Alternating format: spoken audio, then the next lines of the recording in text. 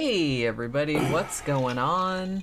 It's Friday night, and we're doing our thing like we usually do on Friday night. Hopefully everybody can hear us. Yeah, it looks like the microphone's on, right? Yeah. Okay. Sometimes it turns itself off. It's just randomly. I don't really know why. Yeah, we're going to do a pre-game show. We're going out tonight. Yeah, it's Memento Mori. Yeah. So we got to go out to the club. Evening. So as long as we're done by 8:30, because we don't actually, it doesn't even open till 10, so we don't actually even have to leave till 9:30. I already got my clothes picked out. I already got all that kind of shit. She's got to do her makeup. Yeah, I'm going to do the makeup over again. Yeah. I had put on this makeup earlier for this show, and I recorded a video earlier this afternoon too, but I just did it like real quick. Yeah. And I like to do like more elaborate and more long-lasting shit if I'm going to go out. You know what I'm saying? Yeah. Like with primer and everything. I'll either wear this or something real close to this. Yeah. I may or may not wear this shirt. We'll see. I don't think I've ever worn this shirt there. Maybe I have. I don't think you have. Not that I remember. But, you know, I don't really remember. I like to go there in my wife beaters, actually. I don't even remember what I wear there half of the time, Yeah. so much less what other people are wearing. You're saying my beard looks good. Thank you. Yeah. I've been trimming it, trying to get that shit fucking right. It'll work out. You should be Ming the Merciless Yeah, like Ming. for Halloween. Yeah. His shit was even fucking crazier, though. His is it's pointed, and then he's got two fucking big long whiskers that come out. You know, two big, the ends of his mustache. They go out fucking 4 inches. That would take years to grow. Well, you would have to grow. You could do it with fake hair. And it would be crazy. Yeah. That shit would get dirty. He's got that shit all fucking You don't want it for real because it's like it would go in your mouth. Pain like in the every ass. time you tried to, every time you were sleeping, it would go in your mouth. Every time you tried to eat, it would go in your mouth. He's got that little triangle here, and then he's got that fucking, it's pointed, and he, really, Aura, your tastes are too dangerous. Every time I see shit like that in movies, it's like I always think like how cool it looks, but then I think, what about that person's day-to-day life? Totally impractical. Like I said, it's totally impractical. I don't know why I just thought of this, but I was thinking of that Mystery Science Theater episode where they talked about Merlin's Shop of Magical Wonders. Yeah. And the old, like Merlin, and he had like this really big, long, like white beard and white hair and everything like that. And I think it was Servo that said, I have a feeling that his shower drain is always clogged. Yeah. Yeah. And I was like, yeah, exactly. Only an emperor could have Ming's mustache and have that shit fucking practical. Because he's got a whole pit crew taking care of his ass, doing his nails and shit, doing his wardrobe. He doesn't have to pick out his own clothes just every day. They got some fucking badass imperial outfit for him to wear and fucking lord over people. And he just like stands there while they put it on him. Yeah, like that was a great movie. Red outfit. Uniforms, his red satin uniforms with the black and gold trim. Sitting there eating fucking olives or whatever that is while his daughter's getting tortured. Continue the torture. Fucking evil bitch. Olives, though, ew. They look like black olives, weren't they? I don't know. They were little black balls. He was eating them. I think they were. Maybe they were Whoppers. I don't know what they were. Whoppers. Oh, I don't know. This little malted milk ball. If I remember correctly, they were little black balls. Or bonbons. Which may have actually, I don't know if they looked into it that much. It might have just, he's eating little black things. Little black balls. But little black balls that Chinese emperors would eat were little black balls of fucking mercury. Remember those fucking... Yeah. So maybe that's what, How'd that work out for them? Didn't work out good for fucking Sherwan D. There was a little black ball that they ate. It was like a little Whopper piece of candy, and in the center of it was fucking mercury. Drive you crazy. But they thought it made you immortal. They thought it was Viagra, too. That you'd be able to have sex with a bunch of women. Spoiler alert. It's not. Drove him crazy. Yeah, well. Danny Rowling said earlier that there was that Crussell has his own brand of wine. We'll check it out. That we should probably... Yeah, we should do like a whole show about that. Do a review of it. Crussell, see it. Crussell. What's it called? Like, it should be called Crussell wine. It's called Crussell Sphere Nectar of the Gods. Or Nectar of the Crussell Sphere. Nectar of the Crussell Sphere. I kind of like that, actually. Yeah. That's the portal to the fucking heavens. If that's not what it's called, it should be. Yeah. John Gora said, they dubbed over the Flash Gordon actor's voice because there was major drama between him and Dino De Laurentiis. Yeah, I remember us talking about that. That's not the original actor's voice, but you can't really tell. I never noticed it. Yeah, it doesn't look completely strange. You know what I mean? I didn't notice it as a kid. I didn't either. And actually, I probably wouldn't have noticed it if somebody hadn't like pointed it out. And usually I notice dubbing, but you know, it's a great movie. You know what I mean? I remember, I saw it in the theater probably about 4 times when it came out, and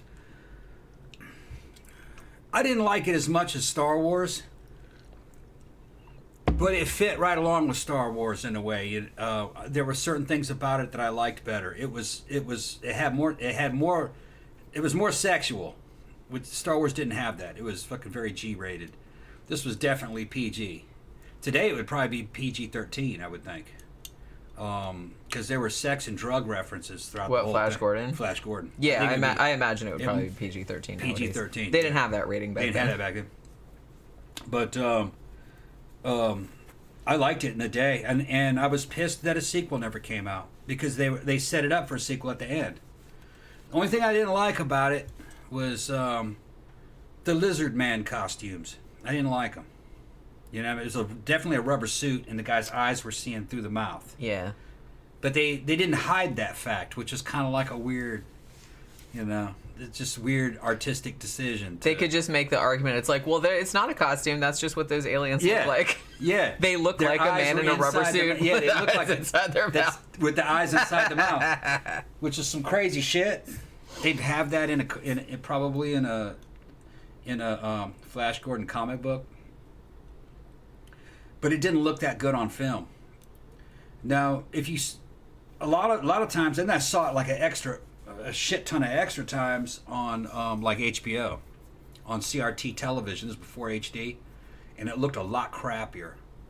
But if you see it on Blu-ray on a good television, that's a lot closer to what it looked like in theater, and it looked really good in theater. The costumes are super high quality. The materials, and a lot of handcrafted stuff. It looks really good. And you didn't get that effect when you saw it on CRT television, so its reputation actually kind of went down when it hit VHS and cable. But in the theater, it looked great. Aside from the Lizard Man costumes, I didn't like those. And there were certain effects that didn't really come across too well, even for the era, like the Birdmen flying sequences didn't really look good enough. Well, the green screen back then was always kind of shitty. Well, that's not exactly what I'm talking about. The backgrounds looked really psychedelic and really vivid on the big screen. What I was talking about is that obviously their wings were not flapping. They were not flapping hard enough to fucking make those dudes fly. They were definitely solid. And it's just, but they were just doing what they could. I think I would have animated them somehow with, I don't know, stop motion maybe, or just actually have the guys go through the air, but then somehow superimpose like animated wings over them. But they just didn't have that kind of technology or that much time, I think, to put in that movie. It did achieve what it set out to do, though. It did accurately portray the source material. That's what Flash Gordon was. Outer space serial that did not involve outer space, because there was no space in Flash Gordon. It was just endless sky. Endless sky. It was an outer space where you could go out on the wing of a fucking spaceship and still be able to breathe. And that spaceship had wings. So there was no space in space. And because it was written in a time where people didn't have a good grasp of what outer space was. But the movie kind of brought that concept up to date. They went through the Imperial Vortex, and on the other side of the vortex was the dimension where Mongo existed, and like the Imperium and shit. And it didn't have space. It didn't have the blackness of space. It was just endless sky. And planets that were just like pieces of planets sometimes, like a little planetoid or a round sphere. And then there was an up and down to everything. There wasn't any of this nonsense like spherical planets that had gravity. They didn't have any of that.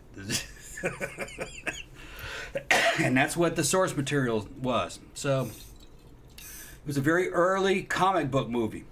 And it did a good job. Danny Rowling said, like the lizard suit in Terror Train. Yeah, I was kind of thinking maybe Slee Stacks. Did the Slee Stacks look better? They looked better. Which is crazy because Land of the Lost was like super low budget. Yeah, but the Slee Stacks looked a lot better than the Lizard Men from... Man, I really like the Slee Stacks. I don't know why, but... But you weren't supposed to take Flash Gordon seriously.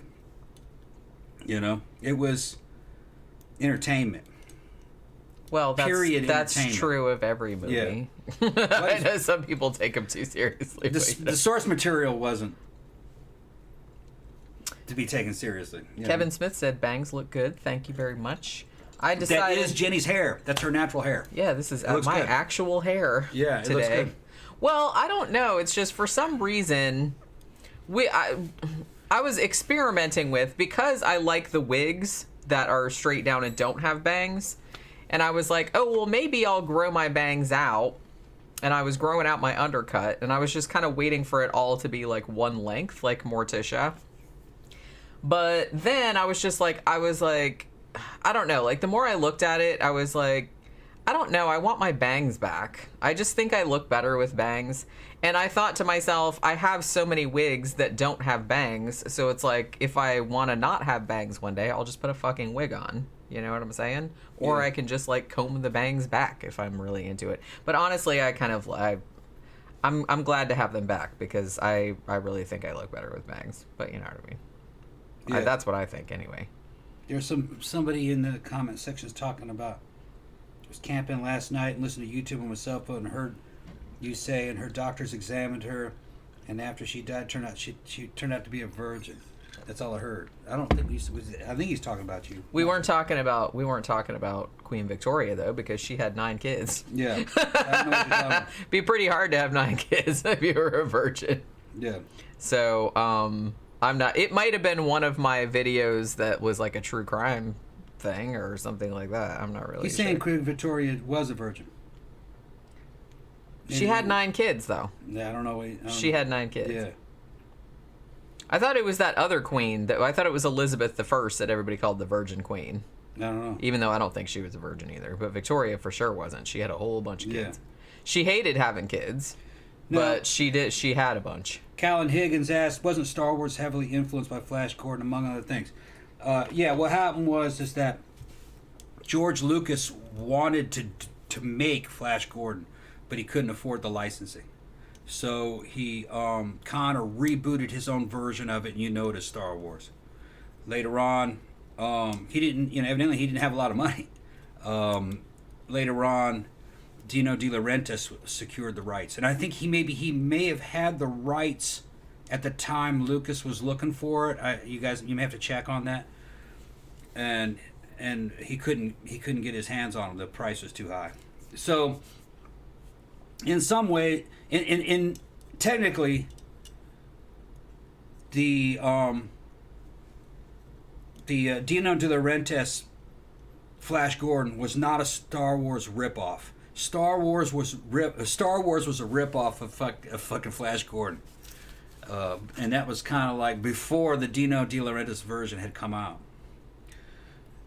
Dino De Laurentiis Studios, man, I liked them. They were hit and miss, but they had some good sci-fi classics, man. The original Dune was a Dino flick.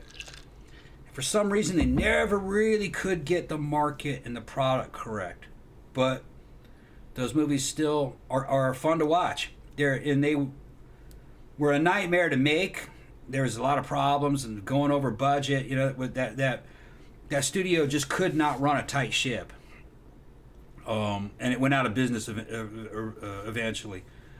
But man, they made a lot of good movies, a lot of cool flicks. Were Dino flicks. I mean, they made a lot of shit ones too. Made a lot of shit ones, right? That's okay. Yeah, but they have some real. If you make a lot of stuff, like some of it's gonna be great. They had some real classics. They had some real classics, but even the classics fucking bombed. Most of them at the box office. They retroactively became classics. Yeah, we were talking about that the other day. Yeah. Hey Dave, what's up? Hello, you too. Jen looking fire. Thank you very much. Yeah, like I was saying, I'm glad I'm back to the bangs. I feel more like myself again. I was feeling like I didn't really look like myself without bangs. Yeah, Elizabeth I was called the Virgin Queen. Yeah, that's what I thought. Now, somebody says Buck Rogers was the Flash Gordon ripoff, or it was the other way around. It may have been the other way around. I think Buck Rogers might have been the original, but don't quote me on that. How old is Buck Rogers? Because a lot of the stuff like that, like Flash Gordon and stuff like that, started out as comics or old serials, like back in the very, very early days of film. I know Flash Gordon did. And then I thought Buck Rogers did as well, but I don't remember. I don't know which one came first. I think Buck Rogers might have come first. Or at least on the in comic books. I don't know the screen because they had both of those. I think it was Buster Crabbe. Wasn't it Buster Crabbe did Buck Rogers, or was he the one that did Flash Gordon? I can't remember, man. Yeah, he did one of those. Though. He did one of them, but they were all. He was in a lot of those. Yeah, and both of those series sucked, basically in certain ways. Technically, they sucked. But they were fun for the kids that were watching them at the time. And they were for kids. They were taking them to places that, that they had never been, in exotic locations. And Flash Gordon was the edgier one. I remember seeing him as a kid. And if you buy the Flash Gordon Blu-ray, it comes with the first 2 episodes or 1 episode of Flash Gordon. And it is basically the movie, real close. And there were fucking wild undertones, sexual undertones and drug overtones, undertones of Satanism, and like the opening credits show this like 4-armed demonic Mongo god with its arms moving and in its fire, and in its hands there's basically nude women dripping out of his hands, and dancers in fucking clear leotards, and basically they're slipping each other Mickeys and fucking sex potions, so Princess Aura can get some dick off of fucking Flash Gordon, and her dad knows, and this is fucking wild shit, man. It's 20s, pre-Hays Code shit, and this is like children's material, basically. Well, the thing about it, even if you see, I kind of feel like even up until the Hays Code came into play, because it came into play, but then they didn't really start cracking down on it, I feel like, until a little bit later. But you have to think too that some of those drugs were kind of still legal, so you could still sort of talk like shit. I even remember some maybe like Looney Tunes, like cartoons and stuff like that from the 30s and 40s that talked about about like slipping people Mickeys and and like Dexies and stuff like that, which, like I said, which that was a little bit later. Knockout drops, shit like all that kind of stuff. So if you think about it now, it's kind of like wow, shit, it's horrifying, but it's just like it was.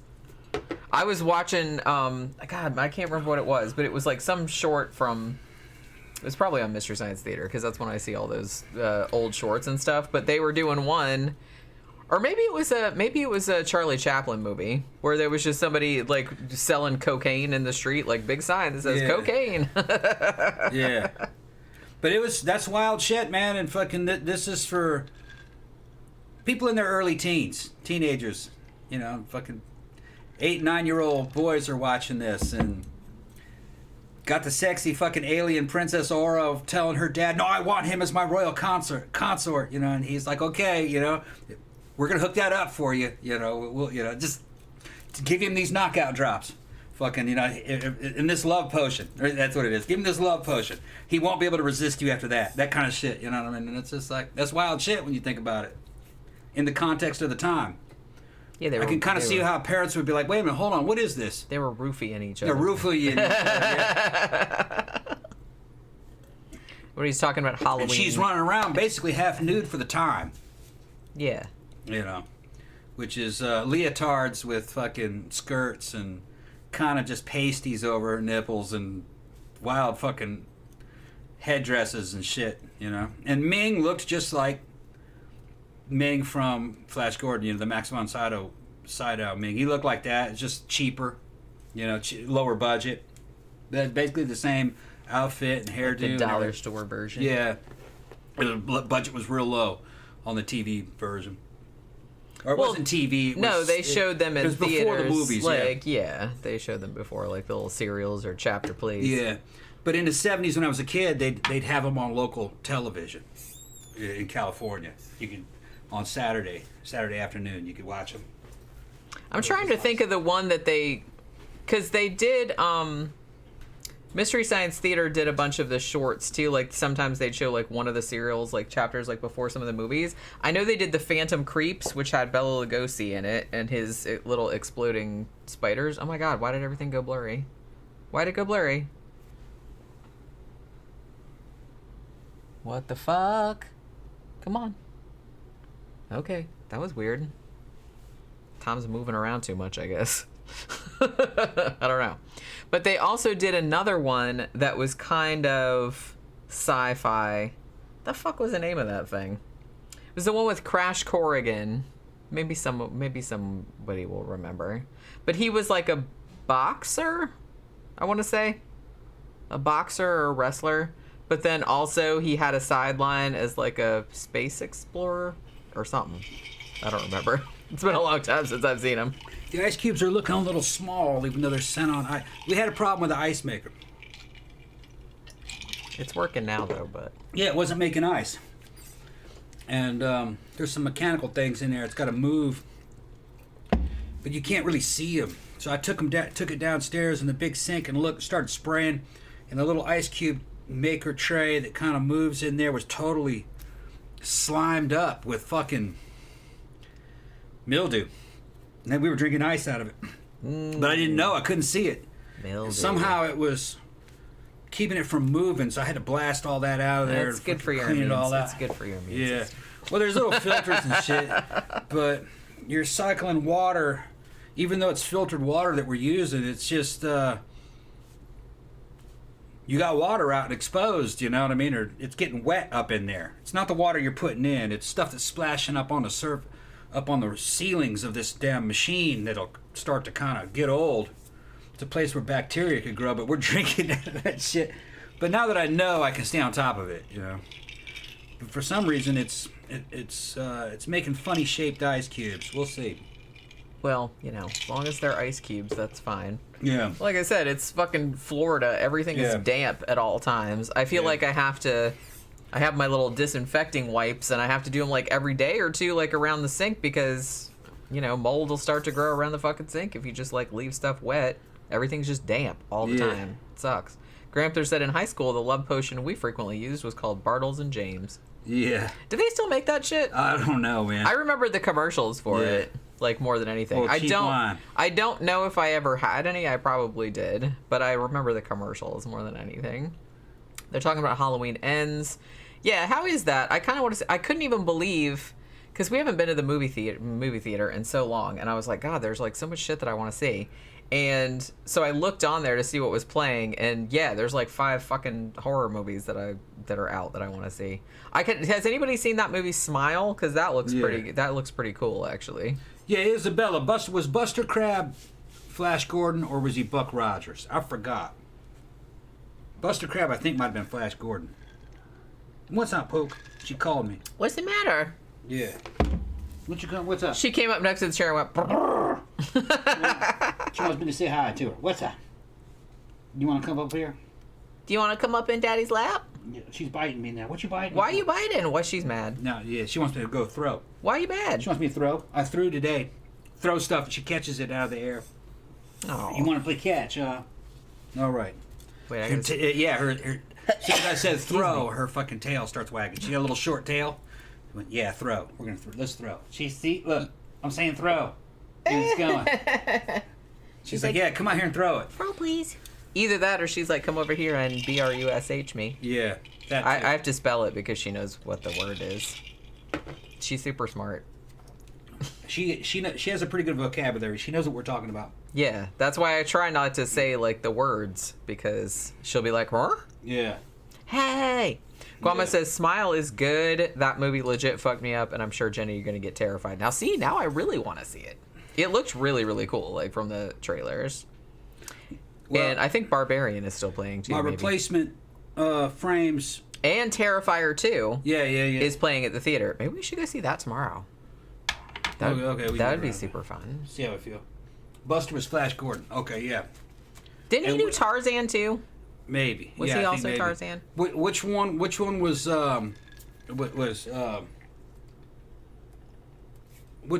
Buck Rogers? Was Buck Rogers a copy of Flash Gordon? Was Flash Gordon a copy of Buck Rogers? For some reason, I wanted to say Flash Gordon might have not been the original. I think Buck Rogers might have been the original, but it's been so long since I've even thought about that subject, but how those two relate. I remember that I was surprised that it was... So I was thinking that Flash Gordon might have been the copy of Buck Rogers, I think. Now I'm kind of curious. I have to look it up. Because it was two different companies competing. And they go, we need one of those. And then they came up with it. But I don't remember which one was which. Danny Rowling said Halloween Ends is worth watching and way better than Scream 2022. Yeah, that kind of... I remember... Brian said Halloween Ends sucked. He says, don't watch it. Don't watch it. He told me not Well, to there's watch. a bunch of other movies that I would go see. I liked Halloween Kills. Yeah. You know, it wasn't fantastic, but I thought it was, like, pretty good.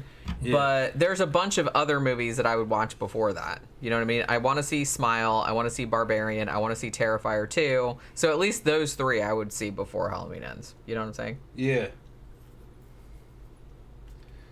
Ben's talking about Battlestar Galactica. Yeah, Battlestar Galactica was also kind of similar to Star Wars and the other ones. Battlestar Galactica was a Star Wars ripoff. Star Wars was popular, and they needed to have some kind of a television series that was Star Wars-like, so they came out with Battlestar.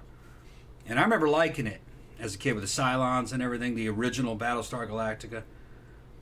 But you could tell it was a California series. There was a lot of California in it, and the outdoor scenes, you know, they were on other planets. You can tell, like, yeah, that's out in fucking San Bernardino. You know, it's just shit like that. You could recognize it as California. And it never really kind of had the oomph. I mean, they didn't really have a Darth Vader per se. Baltar wasn't scary, I don't think. For me, he wasn't a serious villain. I actually kind of liked Lucifer, that evil robot that they had with that evil Cylon robot. I thought that was kind of cool. But it didn't have a good enough villain. I think that's the problem with the old Battlestar Galactica. It didn't have a compelling villain. But it looked good, man. I was buying the Cylon toys. I had the fucking Viper that could shoot the rockets out of the front with the little pilot. I had the damn Cylon fucking fighter ship with it was like a flying saucer that opened up. They had good toys for it. I was buying it as a kid. They even had little action figures that would come out, little four-armed aliens and four-armed fucking insectoid things and Starbuck and Cylons and shit. I think some of them were even 12-inch figures, kind of like Star Wars, the big Star Wars 12-inch dolls. They weren't action figures; they were dolls. But you know, yeah, they're dolls, bitches. They're dolls. Okay. That was a marketing thing where it's like, well, we can't call them dolls because then boys won't buy them. Boys won't buy it, yeah. Like, that was for the G.I. Joe dolls, right? Yeah. They're dolls. Yeah. They're still dolls. That's what Battlestar, the original Battlestar, had in its pocket, is that the toys were pretty good. They were pretty good. I saw Disney's A Black Hole, and I liked it as a kid. I liked it. They didn't have enough toys for it. Or I would have bought them. I had some models of Vincent, and I think I had a model of Maximilian, the other robot. But there wasn't really anywhere you could go with the black hole. It wasn't open-ended enough. It wasn't like Star Wars. You knew that it was a one-and-done story, basically. I'm trying to think of another one that didn't quite have the toys. I was too old when it came out, but Dune, they came out with a toy line. They were kind of substandard in a way in terms of quality. They weren't as good as a Star Wars toy. And they came too late. I wouldn't have bought them. I was too old by the time that shit came out. But the Dune could have been something. It could have if it had a stronger toy line. The problem is that the theme of the original Dino De Laurentiis Dune was pretty adult. Kids couldn't see it. That's what I'm saying. It wasn't really like aimed toward children. Yeah. So, I mean, the thing about that is, like, that's kind of like a moot point nowadays because obviously they're going to make collectibles for any movie like that because they are assuming that adult collectors are going to buy them, which they usually do, rather than kids. But yeah, like back then you can see why they didn't do it because Dune wasn't marketed toward children. It's not. Well, no, they had a toy line. They did. I know they did, but it's like it wasn't really marketed towards kids. It didn't really make it because kids didn't see it. Yeah, I think it was damn near R-rated, I think, if I remember correctly. Dune.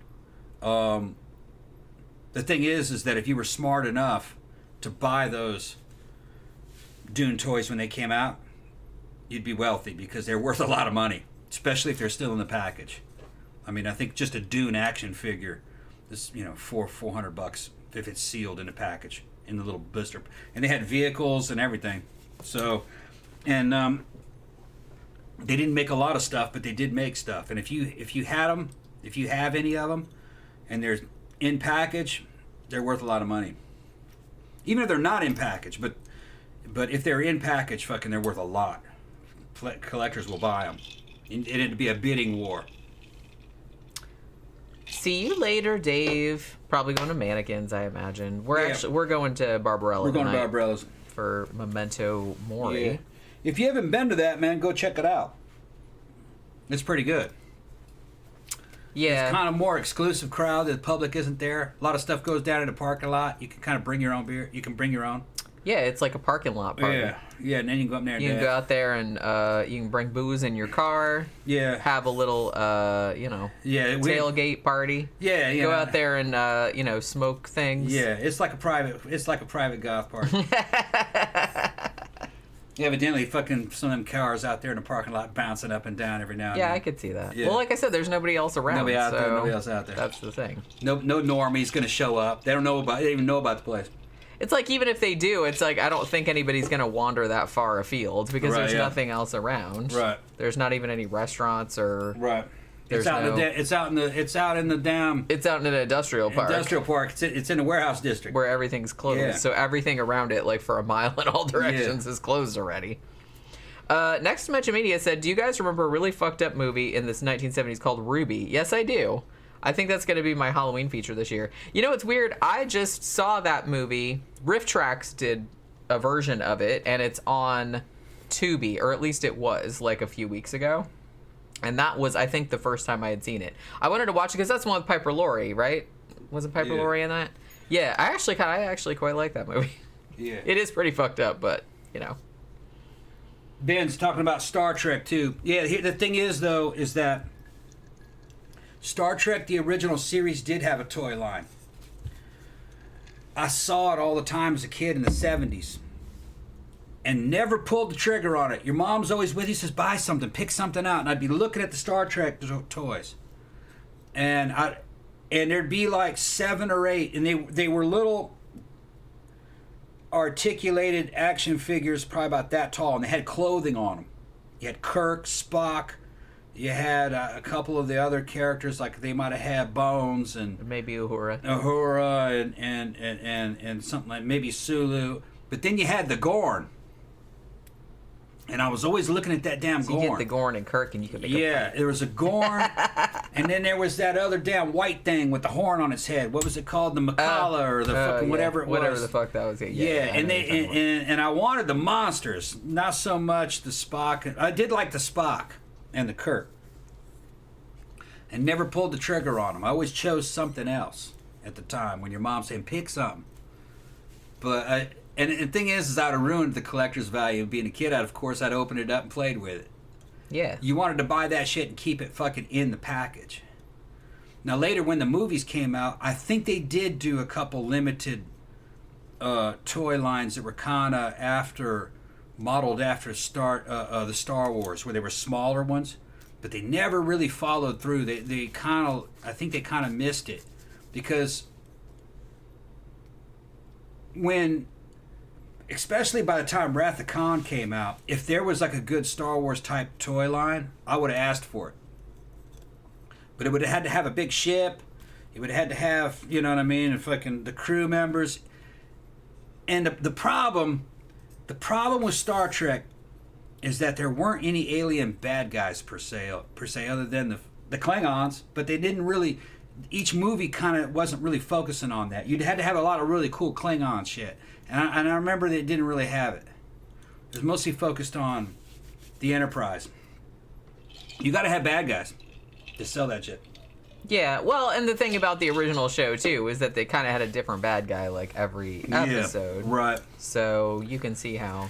I mean, nowadays they'd be like, "Woo, cha-ching!" That's like we can make like a million different, like Star Wars did with the extended universe, like making an action figure like for every single thing that had appeared for more than 5 seconds in the franchise. Yeah, Star Trek predates the industry knowledge of how to it was that Netflix show, The Toys That Made Us. They did a whole episode on Star Trek. Yeah, and it's funny because they didn't really expect it to kind of like catch on the way it did, and it didn't catch on at the time. It was kind of like a little bit later, but they really had to scramble to like make toys, and they said it got so bad that they were like just taking random ass like generic toys, like kind of like a ray gun or something that wasn't even in the show, and just like slapping it in a Star Trek box, or like putting a sticker on it that said Star Trek. Yeah. What was that one that was like real famous? Like that helmet. It was like a helmet with like a siren on the top of it. With a flashing light that said...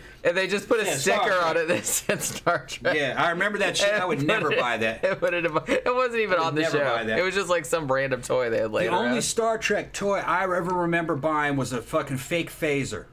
I remember buying that. And I think it shot a fucking disc out the front of it like a little propeller. I think I had some. Oh yeah, I remember that. I think we had one of those too. Yeah, and they were cheap and you could buy them, but I had one of those. John says supposedly Planet of the Apes sold a lot of merch. It was pre-Star Wars. Yes, I remember those. I remember those dolls. And they were cool little dolls. Yeah, they were. They were about the size of a Star Trek doll, but they were kind of out of my age group. That was kind of before my time. I remember being like in the 70s, probably about 6, 7, 8. And I think that might have coincided with the TV series Planet of the Apes. The thing is, it was a little too adult for me. I remember at that time I wasn't buying those. I was buying something called Micronauts. Oh, I remember those. My brother had some of them. Micronauts. I was buying those, and they were actually a Japanese repurposed product, which I liked those. And I was totally into Go Nagai.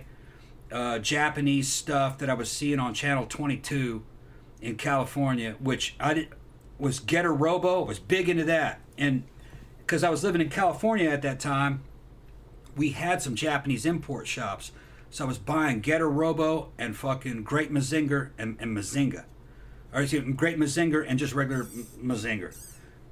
They got rebooted later on. Mattel picked some of those up and rebooted them as the Shogun Warriors. I bought those too. I still got some. And I got a bunch of other collectible stuff. So I was more into that Japanese-looking stuff at the time the Planet of the Apes stuff was around.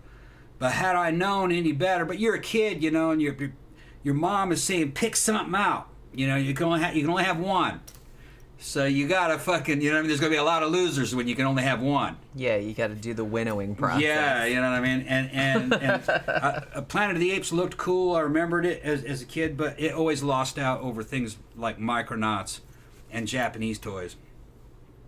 All those Japanese toys eventually, the American executives, the American toy markets eventually started getting into the Japanese concept. And that ended up being Transformers and Voltron. Yeah. You know. They finally jumped on that train, like, way on that. Well, right. Because, I mean, what's more badass than, like, big, huge transforming robots, right? I can't believe it took, like, the U.S. that long to, like, catch on to that wave.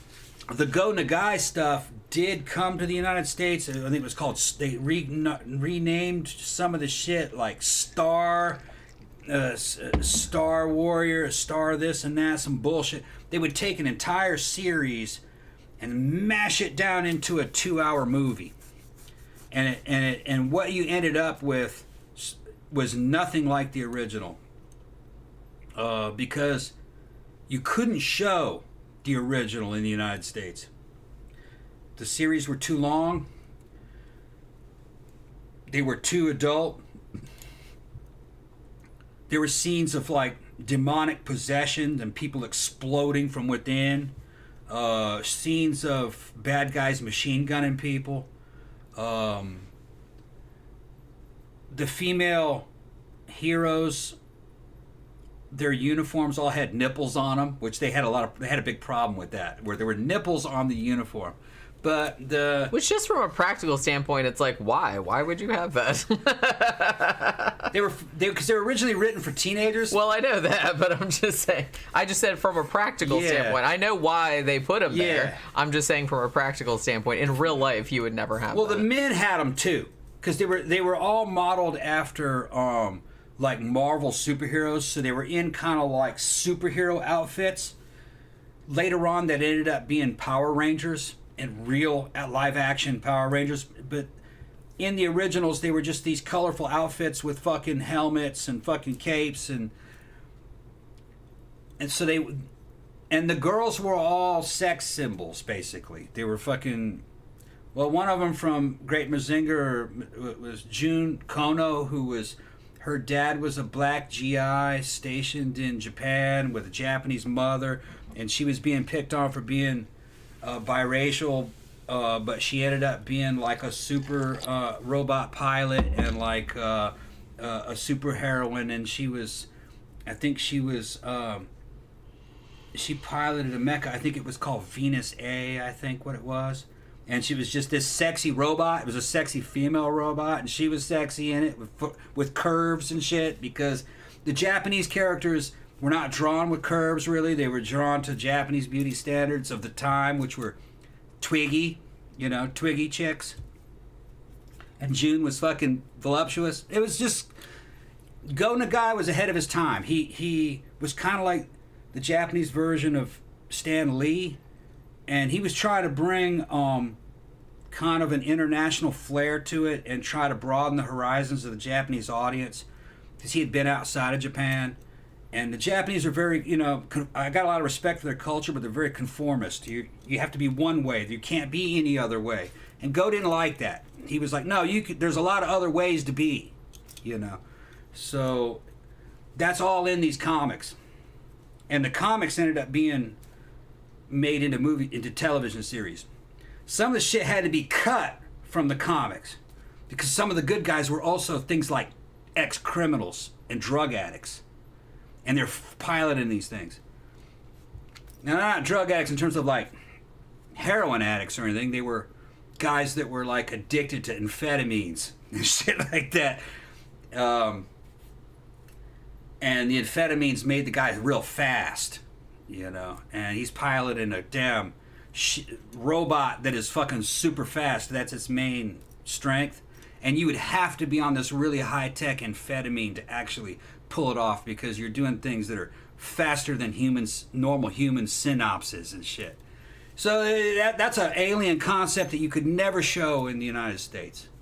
Thank you, Jeffy R. Sorry, off topic. About your Soul Survivor stream, eerily, one of my friends knew Kurt Johnson, the doctor, through theater circles. Yeah, he died of AIDS in 1986. Sucks his work and life was brief. My friend was glad to see your video. I'm glad to see that movie, too, because, actually, the Wikipedia page didn't actually say that he died of AIDS, but he was young. He was only like 32, 34, something like that. Like, when he only died like a couple of years after that movie. So who saw the video? A friend of Jeffy Arts, yeah. That was in the movie, or no? That knew him. That knew that guy. That was in the movie. That played the doctor. Okay, yeah. He played that character. Yeah, it was a decent movie. I liked that movie a lot, and like I said, I'm surprised that I had never heard of it or seen it. So I kind of feel like hopefully our video like kind of helps get it out there a little bit. Danny Rowling said Warlock 1 and 2 would make good Halloween movie reviews. Just saying, maybe we'll do it that way. I've been wanting to do Warlock for a while. I think I saw Warlock 2 a while back, but I don't really remember much about it. I think they might both be on Tubi. Next Dimension Media said I had a Planet of the Apes lunchbox that I was very proud of. I think my brother had that, actually. Either he had it or I had it. We always thought it was a big deal back in the 70s and 80s. Like, before when you were doing your back-to-school shopping, that was, like, your best thing, the picking out the lunchbox.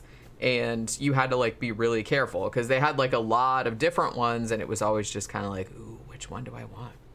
Guamo said, anyone see the incinerated Owen and Baru toys? If those were real, it would have been hilarious. No, it wouldn't. I really wish somebody had made those, because that is super funny. He also said that is so funny. He also said that Go Nagai is awesome. I'm surprised anybody knows who the fuck Go Nagai is. But lots of people do. Yeah. Lots of people do. Gramthars said Tom Cruise was in the news today. He'll be rocketing up to the International Space Station to film his next movie. Why are we not surprised? I mean, you know, it's Tom Cruise. He's got to do that kind of shit. He's got to do that kind of shit.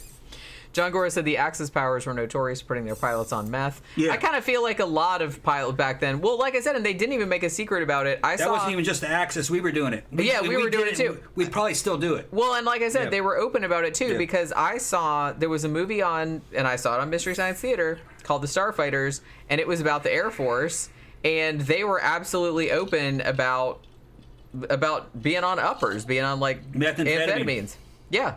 Yeah. So I don't remember what they called it in the movie, but that's they were talking I know about. they were doing it in the 80s. Like they were pretty methed out to do the damn bombing on what was his name? He was the guy that ended up getting fucking killed by getting stabbed up in the ass. What? Yeah. Gaddafi. Gaddafi got fucking killed by somebody shoved a knife up his ass a couple times, killed him during that revolution or the overthrow.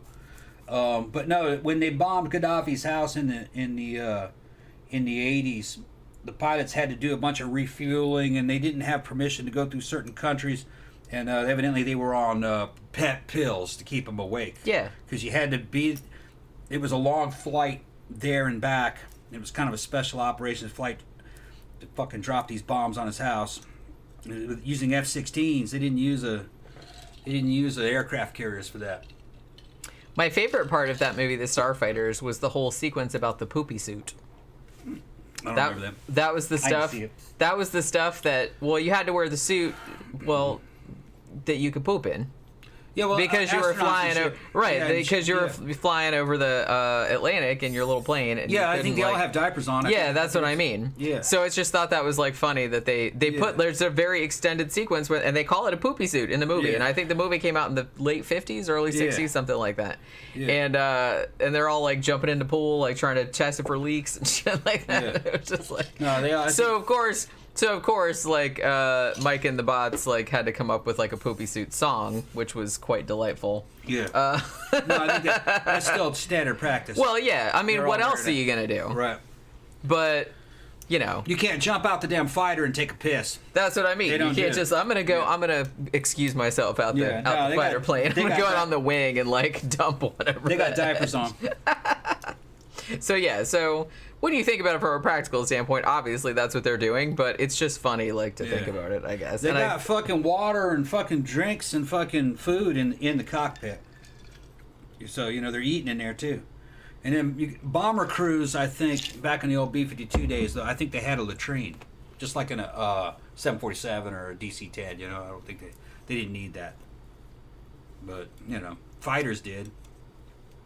Zach said, sorry I'm missing the show tonight. Me and the man are heading to the bar tonight. We'll have a good time. We're going to head to the bar too, but later. Yeah. Like, because here it's only 6:45, so we don't actually have to leave till like 9:30.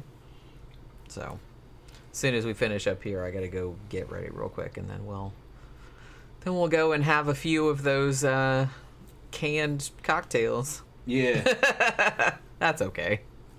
Yeah.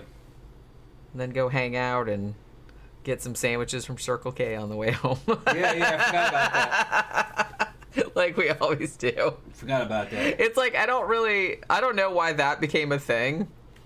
I don't know. I guess it was just because where we lived before, stopping by McDonald's and getting breakfast sandwiches on the way home was always a thing because the McDonald's was like right there and it was open. But now we don't have a McDonald's around us anymore. We have to pass the Circle K. So we just got in the habit of like stopping at Circle K on the way home and picking up sandwiches. I usually get like a sandwich and like a little bag of chips or something, or crackers. Yeah, that's good if somebody knows about the Go Nagai. In one of the Go Nagai mangas, out of Getter Robo, Getter 2, Raiden, the guy that was fast, a fast, skinny guy. In several of the comic books, he's injecting himself with fucking methamphetamine. And injects himself with it in fucking combat to get faster and fucking outmaneuver some shit, which that would never be allowed in a fucking American television series for kids. So it's yeah. Dude, fucking rigging up. I gotta get faster. Yeah, can you imagine the fucking apocalyptic? I mean, the people would still freak out nowadays, but can you imagine showing that in the 80s? Oh my god, they would they would have had a fucking they can show shit in the line in it and shit and fucking the cockpit. But they're trying to save the Earth, you know, they're trying to save the Earth from fucking demons from hell and shit. Fucking funny.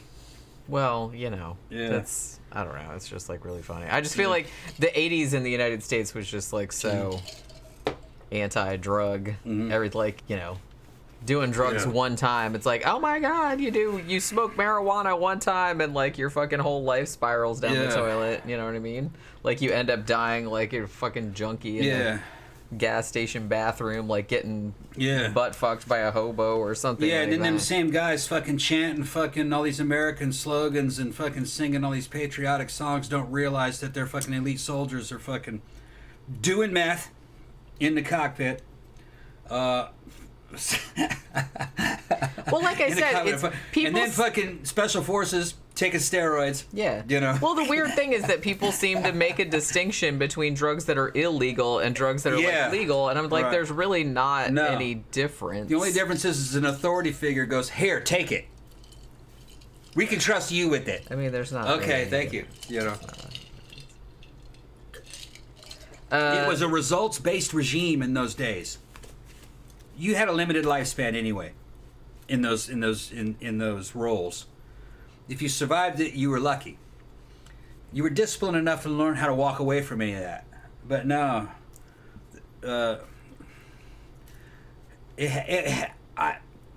in the time that I was in, to make it in fucking in the upper echelons of special forces. I mean, and my uncle told me he was in Task Force 160, Special Operations Aviation. He says, do you do performance drugs? You take any steroids? And they're like, no. And he goes, well, you have to take those. And I says, really? He goes no, never mind. I didn't believe him. No way. Don't worry about it. No, fucking those dudes were all on steroids in the fucking 90s. And then that same uncle that I'm telling you about, he's older than me. He's jacked to the fucking gills. And he's a private pilot and private chopper pilot and bodyguard for some sultan down in Dubai. He's 65 and he's just fucking stacked. Okay. Zach says, I also just finished my first week at the new job. Only thing I'm worried about is it's very detail oriented and I'm pretty scatterbrained, so getting a little nervous there. You'll do fine. You'll do fine. Just take everything very slowly. I know how that is too, but just chill out and make sure you got all your T's crossed and your I's dotted. It'll be fine. Anthony Manduka said, I'm more scared to drink a coffee than a vodka and 7. Why are you scared of coffee though? Coffee is delicious. Somebody named Anthem and vodka is delicious too. Anthony jumps in and says, Negroes with machetes in the house. Algorithms brought me here. Word to your mother. Okay, man. All right. Oh, and look, sex bots came. And then sex bots came and your sex Anthony, you brought the sex bots with you. Here they come in train. Yeah, okay. Sex bots. Get rid of the sex bots, people. Where's my bouncers? All right, I gotta go pee. Okay. Gramthars says, of course, Gaddafi's death was filmed and posted on the net. Yeah. He tried to talk his way out of it, and that dude still killed him. And killed unjustly. Gaddafi was an ally of ours who fucking did everything we asked him to do. And fucking we betrayed the dude. He gave up his nuclear arsenal and all kinds of stuff. But when he started talking about, well, we need to make a new Middle Eastern and North African bank so we can actually do financially develop this region, they went after him. They're not going to allow you to fucking do anything outside. Or back in those days, well, it's still like that. As soon as you start taking down U.S. hegemony and start threatening the fucking U.S. petrodollar, they kill you. It doesn't matter if you're good or bad. And which is one of the reasons why the U.S. empire fucking corrupt as fuck. All right. And eventually these motherfuckers, it's not the people, it's not even the form of government, it's the criminal cartels that have taken over this government. Eventually, they're going to pay for what they did. They're abusing too many people. Okay, let's move on. Are the sex bots gone? I don't know. Probably. Yeah, they look like they're gone. Yeah. They look like they're gone. Yeah, Zach's in there fucking bouncing them. Good job, Zach. Get him the fuck out of here. And fucking Anthony comes back and says, that's how he rolls. All right, yeah, and he's giving me the black fist. Go ahead, bro. Go ahead. Machete and all. You know you can't give them sharp objects to them to those Negroes. They're going to use that shit. Cold steel. You know guns don't work on y'all. It's got to be something that's fucking scary and sharp. You know? That's why they need to take these guns away from these cops. Give them all damn hatchets. And then crime will just drop. It'll just vanish. Okay. Zach says they actually do, or his new job, they actually do a bit of a Scientology thing, where if you get under 96% score for how much stuff you scan in an hour, you have to put in steps to stop that from happening. Yeah. Uh-oh. No, that's, I get it. I get it. But yeah, that's the Scientology thing. Well, the Scientology thing wasn't just that. It wasn't just about quality control. It was essentially about, infinite growth. You had to like do better than last week always, like up to it. But I'm like, look, people have limits. I don't know if you guys know that or not. I know Scientologists don't because they're clearly like superior to all the rest of us. But yeah, so that was that whole thing. I think it's probably time for another drink, right? No. Okay. Yeah. Hopefully this thing's making ice. Yeah. This will be probably the last one. Yeah, because we're running out. Yeah. Running out of orange juice.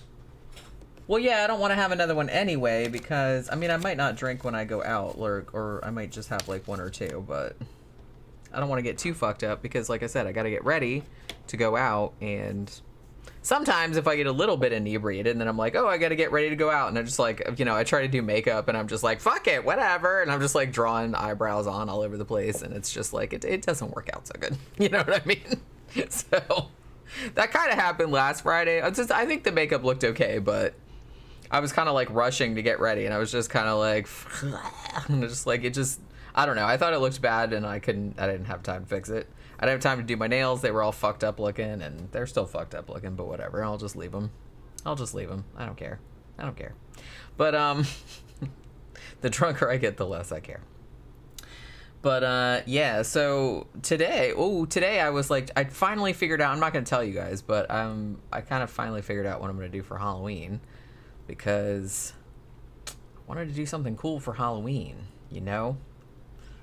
So I got all this. I haven't bought all of it yet. I bought some of it, but we'll see how it looks when it all gets here. Okay. Thank you. The ice cubes are starting to look a little more normal. Okay.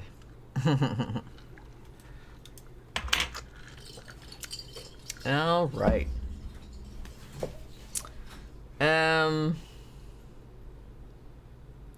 Clint Little asked an original member of the Church of Satan if soldiers took drugs in Vietnam.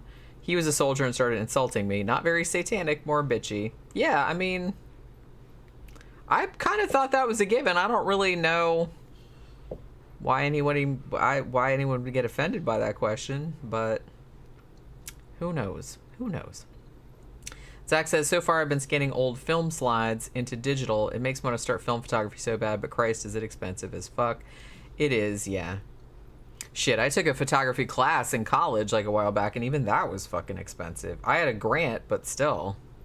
I had to like cheap out on pretty much everything because I had a grant because, you know, I was fucking poor, but it barely covered tuition and books. And then I had maybe a couple $100 left over.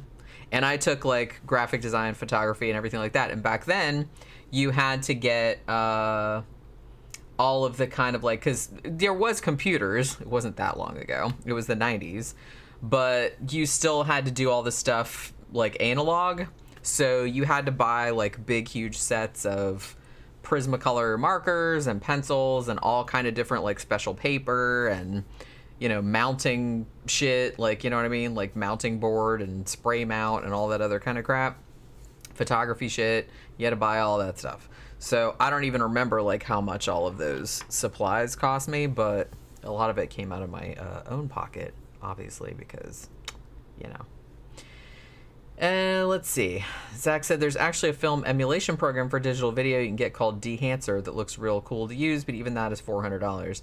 Yeah, I mean, that's the thing. It's like shit's a lot cheaper nowadays than it used to be, but it's still a little bit cost prohibitive for somebody that just wants to do it for a hobby. Like, if that's kind of your big main thing and that's what you're going to do, then I can see spending that much money on it, but holy shit, $400. Danny Rowling said Blair Witch 2, Book of Shadows would be a good Halloween review. I was thinking about doing that because I just saw it. I was scrolling through one of our services, Tubi, Amazon, HBO Max. I don't know which one it was because we have a bunch. But maybe it was Shudder. But it was on there. So I was thinking, I'm kind of like curious to watch it again because I remember back in the day, like not too long after it came out, I had it on DVD and I liked it.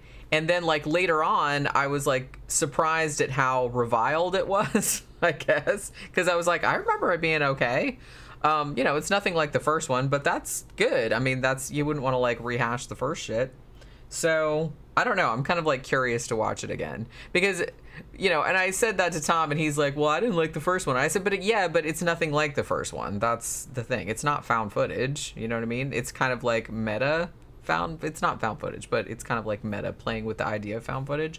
So now I knew the new Dario Argento movie, Dark Glasses. I heard that it was coming to Shudder.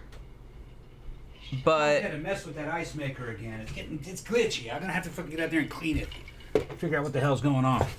Working, but I just had to pull it on. It hung up.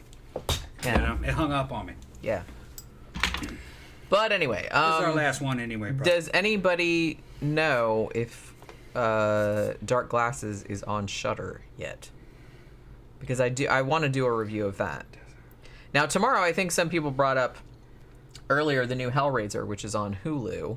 I did watch that and I did a review of that. I know like a couple of people said they didn't really like it, but I actually really liked it. It was like way better than I was expecting. I didn't think it was like brilliant, but I thought it was like actually pretty good, and I really did like the new Cenobite designs. So I don't know. I thought it was a good story. And like I said, I say this in the video tomorrow, but really I only like the first and the second Hellraiser movies. The rest of them, I didn't even realize that there were as many as there were, like as many shitty sequels. The rest of them, I didn't even bother watching them. But this one was actually like pretty decent, like definitely worth watching. But I don't know. If Dark Glasses is on Shudder, then I will do a review of that in a little while.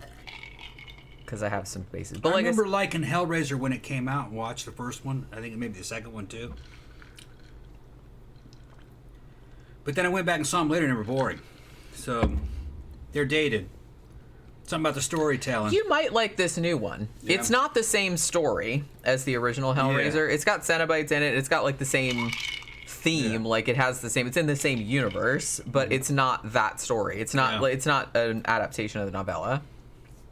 Anthony says, "Do you do reviews?" Yes, we do. We do a bunch, and I do a bunch on my own. I mostly do movies, but I do books too. A girl walks home alone at night. I think I've done that one, but go back and look. I'm pretty sure I did that, but it was probably like several months ago. I'm pretty sure. John Gora said, I liked Romero's Season of the Witch. I didn't love it. It was good, but I don't know. There was something about it that like rubbed me the wrong way. I don't know what it was. I'd probably have to watch it again. Maybe I was in a bad mood, like when I watched it. I like some of his earlier shit. Like, I love Martin, for Christ's sake. That's a great fucking movie. We did a review of that one a really long time ago. But we haven't done, you know what Romero movie we haven't done? The Crazies. I don't think I've seen that one. From the 70s. I don't think I've seen it. It's kind of like, well, it's like an infection zombie. Yeah. Maybe I have seen it, but I'd have to refresh myself. And I think they remade it in 2010. And I think I saw the remake and it was alright. But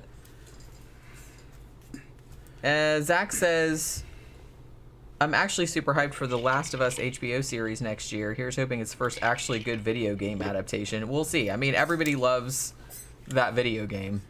So, which video game? The Last of Us. I haven't played it. Yeah, that's like a big. That's a big one.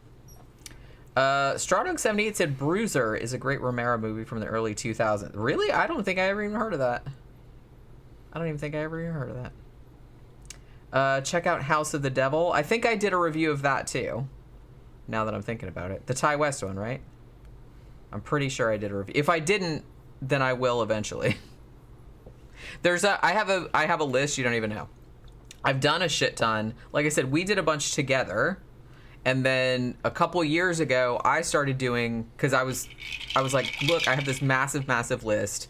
And then there are some movies that he didn't really give a shit about seeing, but I wanted to see. So I was like, well, I'll just, do my own reviews of them. And so I started doing that a couple years ago. So, but there's still like a fuck ton that I want to do. There's like a million. I don't know.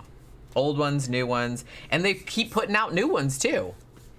What I try to do, this isn't always what I do. I put up 2 movie reviews a week, just me. I try to do like a newer movie on Thursday and an older movie on Saturday.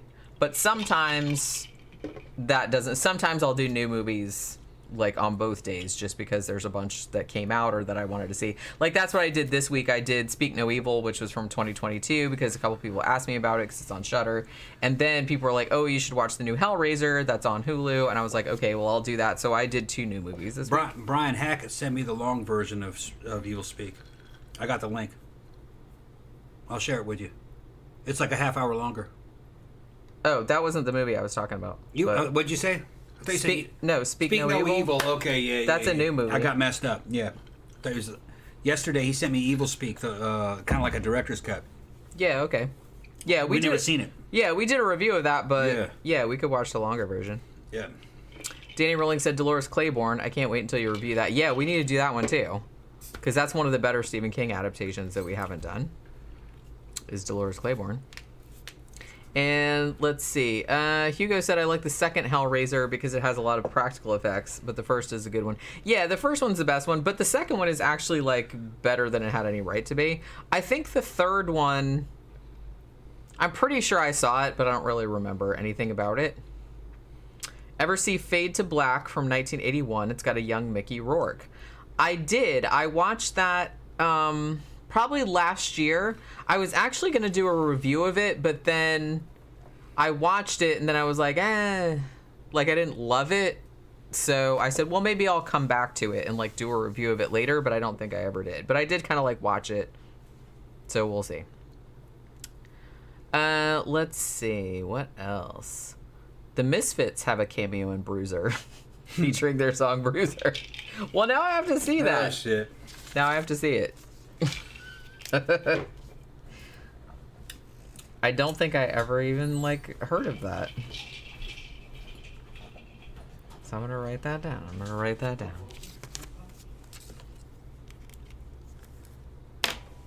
Oh yeah, Ben said Hellraiser 3 was the silly one where the Cenobites wandered around massacring people in some city. Maybe I didn't see that one then. I was looking the other day because I didn't even realize that they had made so many. Like, they made a fucking Hellraiser movie, like the 9th one or whatever, like in 2018. I'm like, holy shit, really? But, I mean, Doug Bradley wasn't in it. He was in most of them, which actually surprised me. I thought he would have noped out earlier, but he's probably like, whatever, paycheck.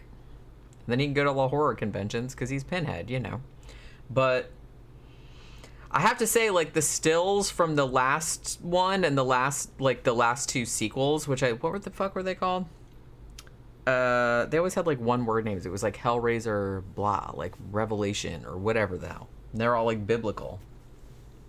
But they had, I don't know who the guy was that they had playing him in the 2018 one or the 2011 one, but let's just say that if he turned up as Pinhead, I don't think I would be all that scared. He didn't really look all that intimidating, to be honest. If Doug Bradley showed up like looking like Pinhead, I'd probably shit myself. But if this guy turned up, I'd be like, what are you doing, man?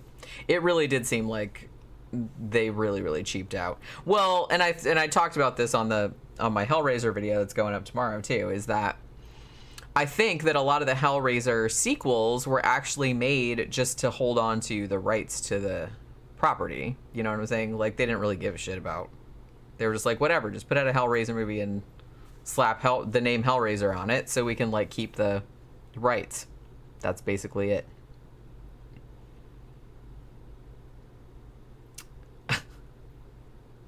Doug Bradley is in Wrong Turn 5, which is decent. Wait, there's a Wrong Turn 5. I saw the first one, and I knew that there was a second one. I wasn't aware that there were 5.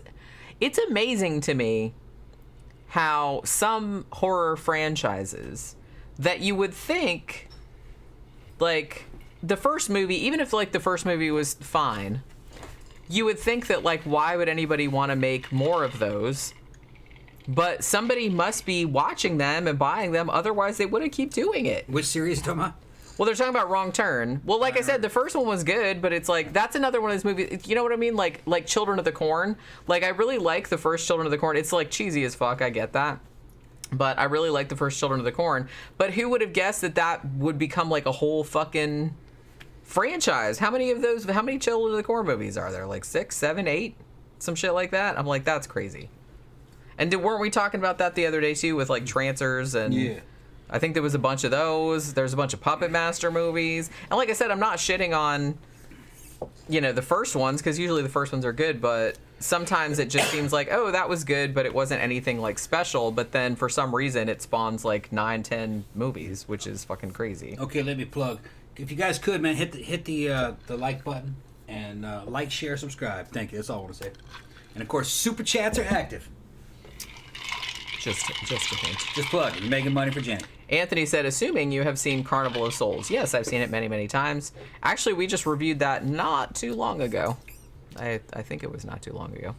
And a movie that we just talked about a few days ago, which is called Soul Survivor, from the 80s, like 84, was actually strongly influenced by Carnival of Souls. So if you liked Carnival of Souls, you'll probably like that one as well. I think Jenny and Tom would love Star Trek DS9. Yeah, I saw a lot of the episodes. You've seen that, right? Yeah. I've seen episodes like here and there. He's talking about Jeffrey Combs. I've seen it where he did the Jem'Hadar fucking clone leader of all the fucking Jem'Hadar. Yeah, he did some other stuff too. But yeah, I liked it. I liked those episodes. Real good. Although I'm going to say, when it comes to Star Trek, Jeffrey Combs' best fucking work is on Enterprise. Star Trek Enterprise. Where he plays fucking General Shran. Or is it General Shran or Commander Shran? I don't remember.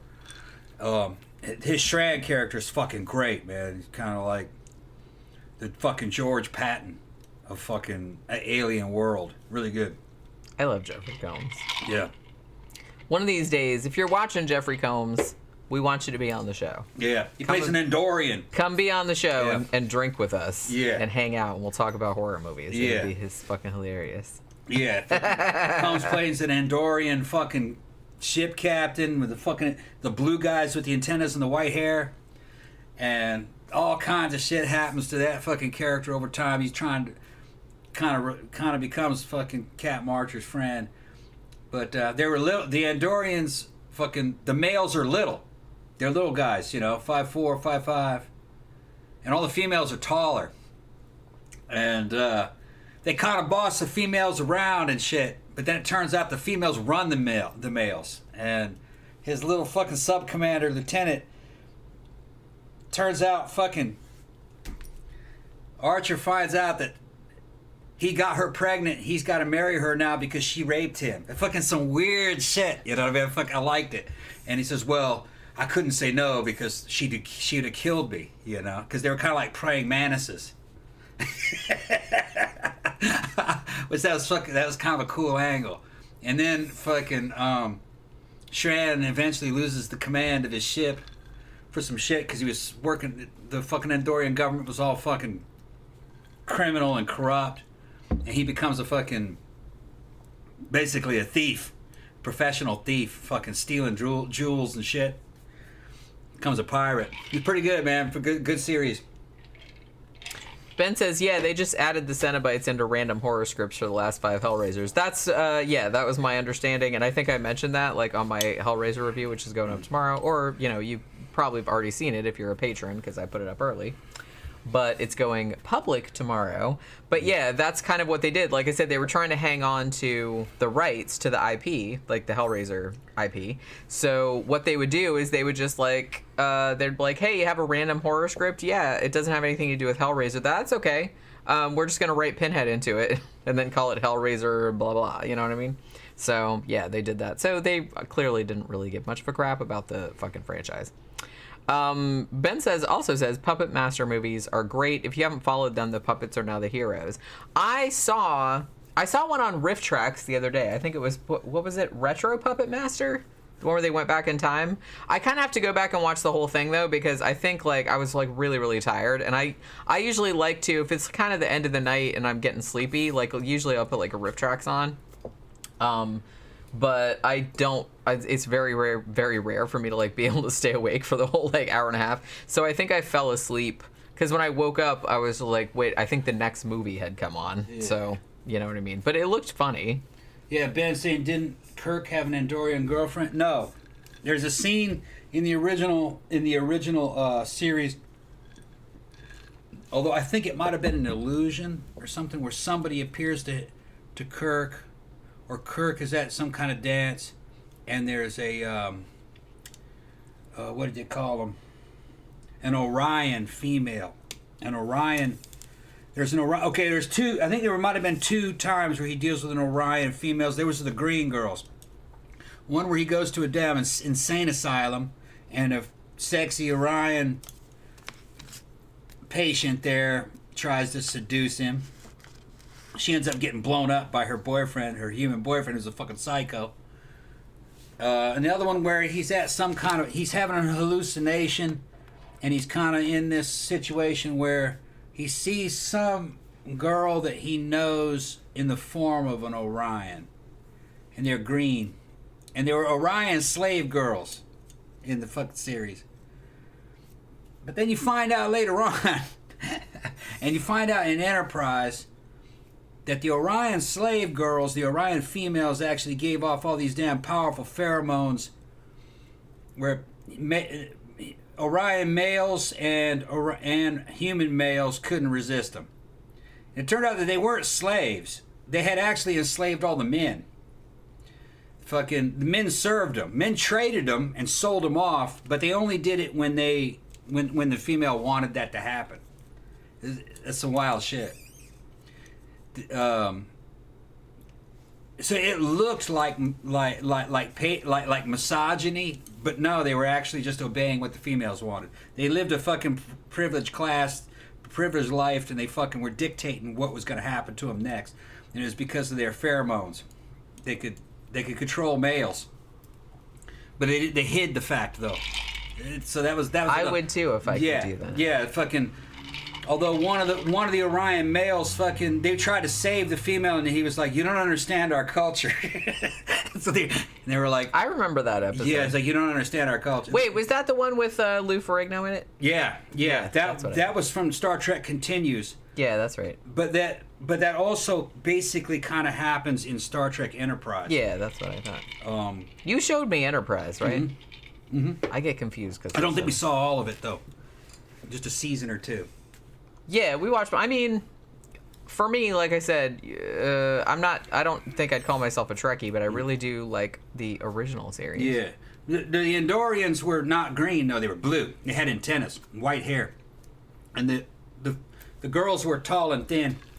And they seemed to be kind of like subordinate to the little males, but they were more like praying mantises.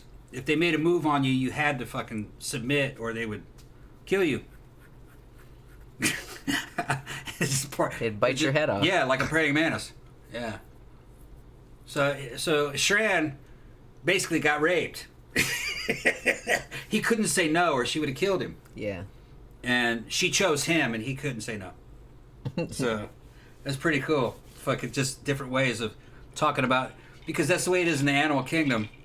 And if there were aliens, there'd be a bunch of unexpected mating fucking procedures going on. Well, yeah, I like that a lot of sci-fi kind of like explores that kind of shit. Yeah. You know what I mean? It's funny because when we were at Mannequins last week, and our friend Laura was there, and Laura, she's significantly younger than us, yeah? Which one? You know. That Laura? Because Yeah. we know several Lauras. Okay, yeah. No, she's not. She's about 31, 32. That's what I mean. So Yeah. significantly. Yeah. But I mean, she might be in her mid-30s. I'm not entirely sure. You can't tell by looking at her. No, you can't. She still looks like she looks just like she did when she was a kid when I met her. Yeah. She hasn't changed. Yeah. But she just discovered the original Star Trek series. Yeah. And so we got into like a long discussion about it. And she has like all these pictures of gifs of Spock in her phone now because she's like, oh, I get it now. Like this whole, and she was just telling me like how beautiful like Spock was and everything. And I'm like, see, and she thought she was a weirdo for like thinking that. And I was just like, you don't understand. I was like, you haven't been to our house in a while, but I was like, I have a fucking cardboard cutout. Yeah. Of Spock right there. Yeah, Sophie gave that to us. That's a present, but that was a birthday present from Sophie. That's Mirror Spock, though. That's Mirror Spock from the other universe. But I mean, regular Spock is hot too. Yeah. Honestly, you know, it'd be cool. Just, you know, if anybody wanted to give me a present for Christmas or something, would be like another cardboard cutout like that, but like regular Spock. Regular Spock. So I could put them like next to each other. So it'd be like, that'd be really cool. Actually, Coming from both universes. You could have them from both universes. Because I mean, I like that Spock because of the beard and everything, but I like regular Spock mostly because. I mean, there wasn't a big difference between the two Spocks. That's what I mean. And the difference was the universe that they were in. Mirror Universe Spock was only in like 1 or 2 episodes, right? He's in 1 episode of the original series, and he's in Star Trek Continues of What Happens. And I really recommend Star Trek Continues, which is fan made with Vic Mignogna and a lot of like descendants of the original cast members, and written by people that did the original series. It's some of the best Star Trek of all times. It's the final series. It's the final season to the original series, and they revisit the Mirror episode to find out what happened to Mirror Spock, and then what happened to Mirror Kirk. He's in it too. After the Enterprise sends him back to his own universe, releases him from prison, and sends him back to his own universe, he does some shit in the other universe too. They fight over the damn Enterprise, and a revolution starts off. It's good, real good episode. It's called Fairest of Them All. Star Trek Continues Fairest of Them All. You can see it for free on YouTube. Yeah, the whole it's like series. a continuation of. Yeah. Yeah, I mean the production value in this is really, really high. But obviously because it's fan made, like they can't make any money off of it. Mm-hmm. They just made it because they were into it. Yeah, and they just released it for free. So you can watch it for free. It's in HD. It's as good or better than the original series. Better. It's like the top notch from the original series in terms of fucking. It's even got better special effects, and the acting's fucking excellent. It's got different people playing the roles, but they're real good. Well, obviously, because most of the Todd Haberkorn plays Spock. He's real good. Vic Mignogna plays Kirk, and they're real good, real good. He does Kirk well without doing a Shatner impersonation. He's a real good Kirk. Zach said last weekend I was shooting something for a friend, and he had a Will Smith cutout in his office. It jump scared me so bad when I went to use the bathroom. Yeah, can you imagine? Like, what the fuck is Will Smith doing here? John Gore said I like the episode where Spock sniffs some flower and becomes a hippie. I remember that one.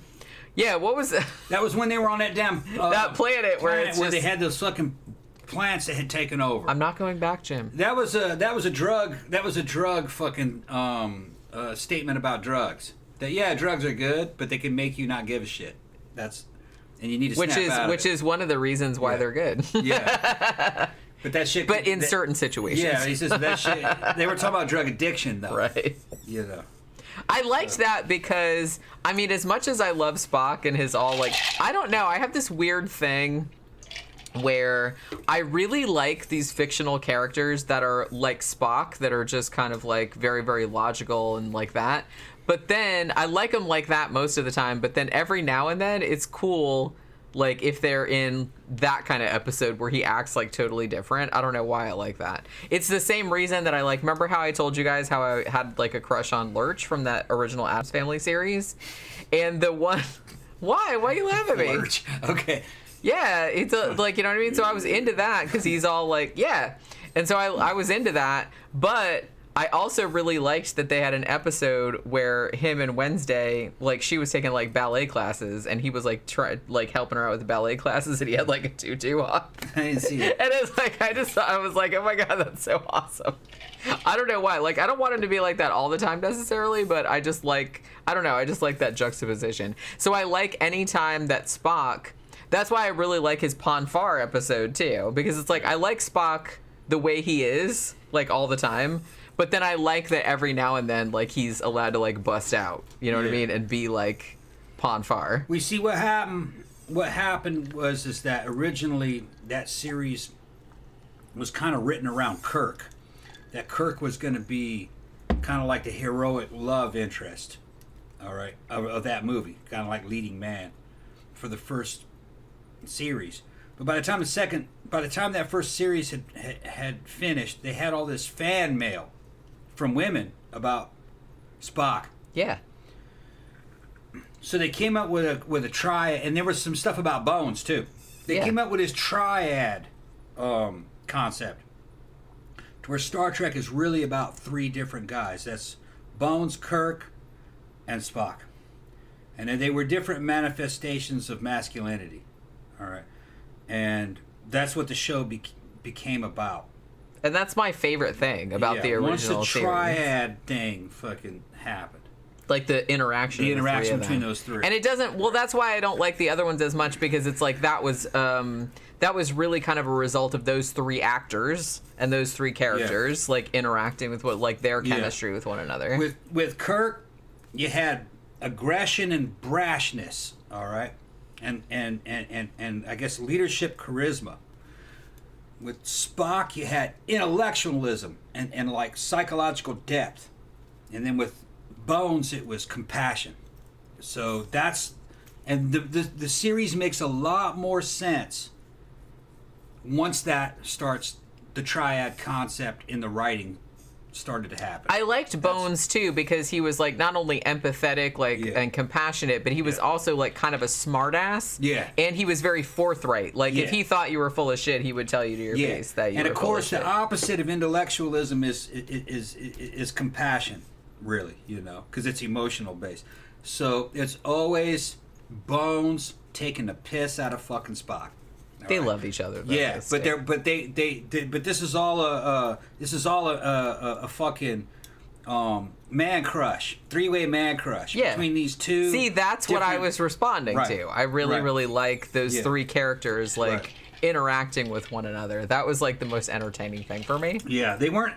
The series didn't say that any one of those personality types was better than the other ones. They were saying that they all kind of completed one another, that they complemented one another, and it was just different manifestations of masculinity is what they're talking about.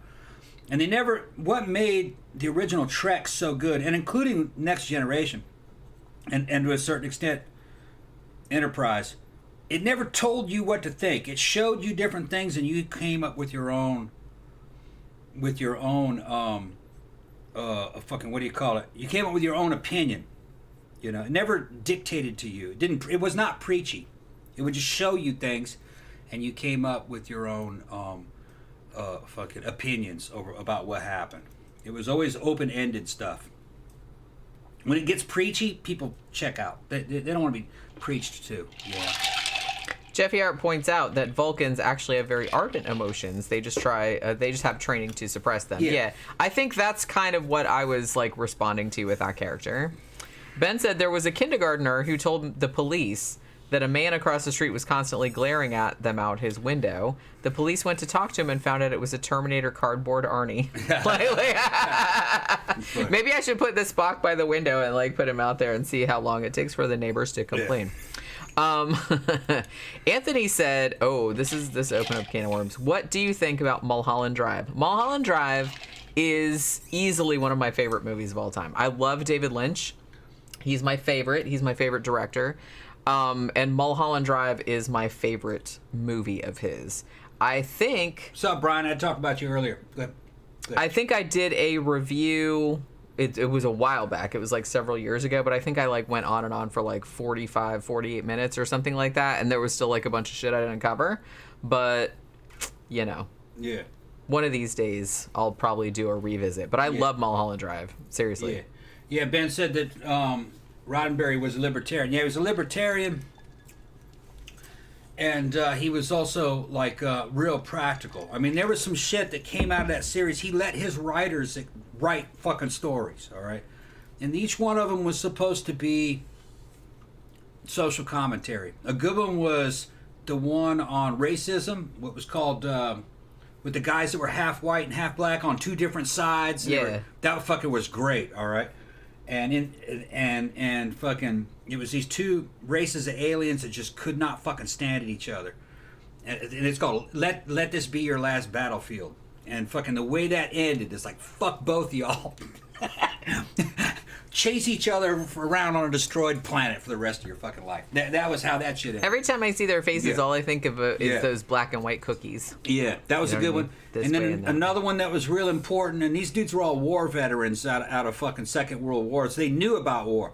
And it was one where they go to this damn planet, and they had sanitized war to a point to where it was virtual. There was no actual fighting. It was simulated fighting. And if you died in a simulated attack, you walked into a damn disintegrator. Yeah. And fucking Kirk and Spock are watching this shit going, what the fuck is this all about? And they were like, that's most normal well, we have to do it this way. If not, it'll destroy the planet. And all these horrors will come back. And fucking Spock and Kirk are tripping. And fucking Kirk is like, war is fucking horrible. That's why people don't do it. You know? So their solution was they destroyed all these main computers and the ability to simulate it, and it says now you have to fight for fucking real, all right? This war has been going on for centuries, and millions of people have fucking died because you desensitize it. Now, go at each other. And you know, and they go, what are we going to do now? And he goes, talk peace. Okay. That was a good episode, actually. That's the fucking, that's the truth behind fucking war fighting. It's supposed to be horrible. It's inhuman. It's murder. It's exactly what you see in Apocalypse Now, all right? It's kind of like something out of the damn drug cartel wars. That's really what it is. And anytime you try to sanitize it, you just accelerate it. Make it horrible so people don't do it. Make people pay. Make the people who order it pay. Then they won't order it to happen. Jeffy Art said, Kirk and Spock fan fiction actually started the concept of character shipping in the current pop culture circles. Yeah. Yep, that's right. Fans would print copies of these stories and circulate at conventions. Yeah, that's the thing. I kind of feel like, I don't know, it's weird. I don't really think that was the intention when the show came out, but, you know, fan's gonna fan. So that's just what's gonna happen. Yeah, they didn't have a word for it back then, but... Yeah, she redid her hair. That's her natural hair, Brian. And no, we haven't seen Terror on the Prairie yet. We can't cast it to our TV, so we have to watch it on our devices. We have to watch it separately. But we'll see it. I mean, unless you want to come in here and sit behind me and watch it on my big computer. We can do that too. We could do that. We can do that too. Yeah, Jeffy Hart said Gene Roddenberry was also a humanist who believed mankind will eventually evolve beyond organized religion. He was also for racial equality. Yeah, you could kind of tell that. You could kind of tell that from the show. Brian Smith said, hey guys, glad I get to see the show live. Yeah, we're glad you're here. Zach says, I don't know why, but David Lynch's movies never appealed to me much. I think Wild at Heart is my favorite, but I still barely understand it. Wild at Heart isn't that weird, to be honest with you. I think that's one of his more accessible movies. I really like Wild at Heart. Me and my friend used to watch it all the time, like in the 90s, and used to quote it at each other. But I don't know, like all his movies are good. Something about his movies just really kind of resonates with me. I get that everybody doesn't, you know, I get that everybody doesn't get that same kind of thing, but I don't know. Like it's almost kind of like he's pulling things out of my psyche sometimes. But yeah, Mulholland Drive is my favorite, but really like all of them are good. All of them are good. I kind of feel like I should probably do more. I've done Mulholland Drive. We did Eraserhead. We did Lost Highway. Didn't we reviewed Lost Highway? Yeah. Yeah. I'm pretty sure we did. Welcome to the show, Brian. I kind of wanted to do. At some point, I want to do Inland Empire. I have it, and I keep saying that I'm going to do like all of the Twin Peaks series because I have like the box set of all 3 seasons. And one of these days, I've seen the first 2 seasons. I still haven't watched the 3rd one, but I need to like sit down and watch the whole thing like in one go. And I want to do like a big like fucking video of it, but eventually I'll do it. I just haven't had time to like sit down and watch it because I really want to like sit down and be able to pay attention to it, and I just never have time to. I never have enough chunk of time to like do that, to pay attention to one thing. And let's see.